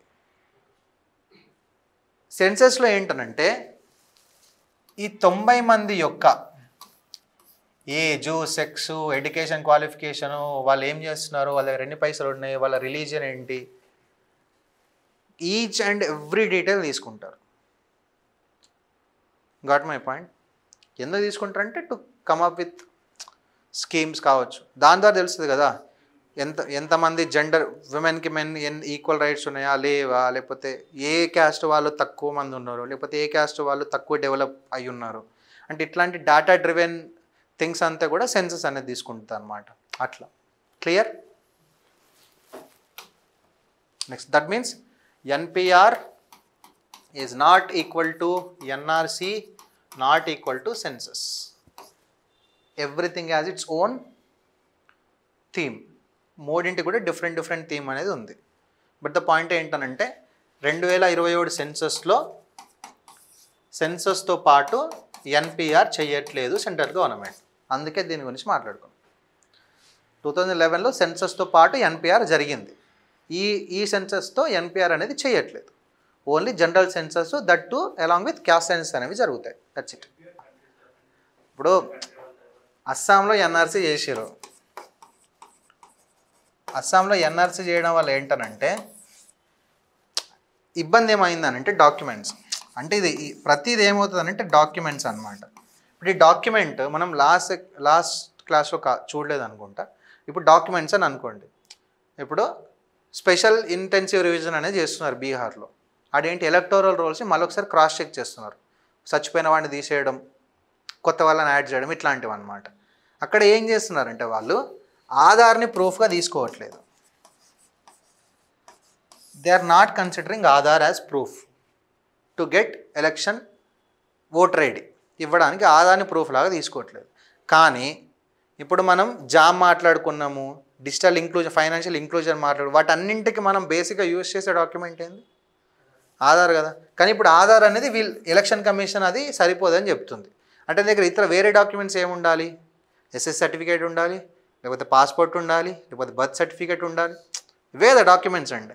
ఇవన్నీ నువ్వు చదువుకోవడం దగ్గర ఉంటాయా, లేకపోతే మార్జినలైజ్డ్ కమ్యూనిటీస్ వాళ్ళు ఉంటాయా, అండర్ డెవలప్డ్ కమ్యూనిటీస్ ఉంటాయి వాళ్ళ దగ్గర ఉంటాయా, లేకపోతే మైగ్రేటెడ్ పీపుల్ ఉంటారు. వాడు ఎక్కడో పుడతాడు, పోయి ఎక్కడో పని చేసుకుంటూ ఉంటాడు, వాడి దగ్గర ఉంటాయా? అక్కడ ఇప్పుడు అస్సాంలో కండక్ట్ చేసిన ఎన్ఆర్సీలో కూడా ఇదే ఇష్యూ వచ్చింది. అక్కడే పుట్టి పెరిగిన వాళ్ళు కూడా ప్రాపర్ డాక్యుమెంట్ అనేది చూపించలేకపోవడం వల్ల వాళ్ళ నాన్ సిటిజన్స్గా డిక్లేర్ చేసింది త్రూ ఎన్ఆర్సీ. ఇప్పుడు సెంట్రల్ గవర్నమెంట్ సుప్రీంకోర్టు ఏం చెప్తుందంటే ఆధార్ని కన్సిడర్ చేయండి, ఓటాకి ఇవ్వడానికి ఆధార్ని కన్సిడర్ చేయండి అని చెప్తుంది సుప్రీంకోర్టు. అంటే ఏంటంటే ఏదో ఒక ప్రాపర్ డాక్యుమెంట్ రిలేటెడ్గా ఏదో ఒక కంక్లూజన్ అనేది రాకపోయినట్టయితే ఎన్ఆర్సీ చేసినా అంతే, ఎన్పిఆర్ చేసినంత పెద్ద ఉపయోగం ఏం లేదు. మళ్ళీ ఆ తర్వాత అది ఇంకో ఇష్యూ. ఇప్పుడు అస్సాంలో ఎన్ఆర్సీ అనేది పెద్ద ఇష్యూ అయింది.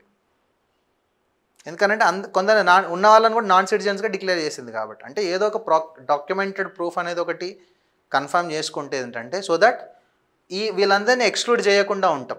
మార్జినలైజ్డ్ సెక్టార్లు, డాక్యుమెంట్స్ కరెక్ట్గా లేని వాళ్ళు, వీళ్ళందరినీ కూడా ఏదో ఒక దారి వెతుక్కుని వాళ్ళకు కూడా మనం కావాల్సినటువంటి సిటిజన్షిప్ ఇవ్వడమో లేకపోతే ఎన్పిఆర్లో ఏదో ఒకటి చేయాలన్నమాట.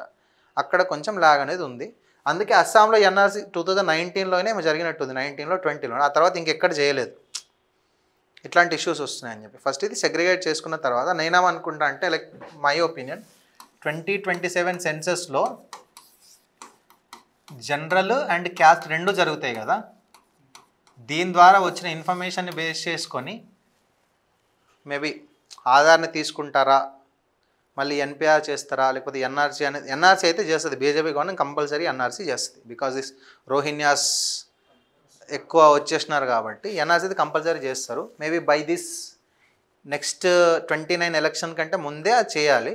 లేకపోతే నెక్స్ట్ ఎలక్షన్లో వచ్చిరంటే ఆ తర్వాత అయితే కంపల్సరీ చేస్తారు. ఇంకా చూడాలి ఇంకా ఏం చేస్తారు అనేది we have to wait and see అనమాట. ఇప్పుడు బీహార్లో ఈ స్పెషల్ ఇంటెన్సివ్ రివిజన్ చేస్తున్నారు. అంటే జస్ట్ ఎలక్టోరల్ రోల్స్ని అప్డేట్ చేయడం అన్నమాట. ఎలక్టోరల్ రోల్స్లో కదా ఓటర్స్ అందరి యొక్క లిస్ట్ అది, అంతే కదా, దీన్ని అప్డేట్ చేస్తున్నారు. స్పెషల్ ఇంటెన్సివ్ రివిజన్ అంటే షార్ట్ టైంలో కంప్లీట్ చేయాలి. షార్ట్ టైంలో చేయాలంటే లాస్ట్ వాళ్ళు 2002లో జరిగింది స్పెషల్ ఇంటెన్సివ్ రివిజన్ అనేది. 2002 2025 ఎన్ని సంవత్సరాల దగ్గర 20 ఏళ్ళు అయిపోయింది కదా. 20 ఏళ్ళలో కనీసం 5-6 కోట్ల మంది ఎక్కువ ఓట్లు వేసేవాడు ఉంటాడు. షార్ట్ టైంలో అవుతుందా అది? నువ్వు కొన్ని లక్షల మంది పెట్టినా అవ్వదు. అంటే వాళ్ళు మరి ఎలక్షన్ కమిషన్ అయితే బీహార్లో చేస్తుంది, ఎస్ఐఆర్ చేస్తుంది. ఎస్ఐఆర్ బీహార్లో అయిపోయిన తర్వాత కంట్రీ మొత్తం అన్ని స్టేట్స్లో చేద్దామని చెప్పి ప్లాన్ దాంది. చూడాలేమో. So both have like positives and negatives. కాకపోతే అది లోకల్ జెన్యూన్ ఓటర్స్ ఉంటారు. ఇప్పుడు జెన్యూన్గా వాడు ఇక్కడే పుట్టి ఉంటాడు, ఇక్కడే పెరుగుంటాడు, వాడి దగ్గర డాక్యుమెంట్స్ లేకపోవడం వల్ల వాడు ఓటు వేయడానికి అనర్హుడు. ఇట్లాంటి జెన్యూన్ ఓటర్స్ ఎవరైతే ఉంటారో వాళ్ళకి మనం న్యాయం చేయగలగాలి. అది ఏ విధంగా తీసుకొస్తారు అనేది we have to wait and see. Cool then, that's it for the day.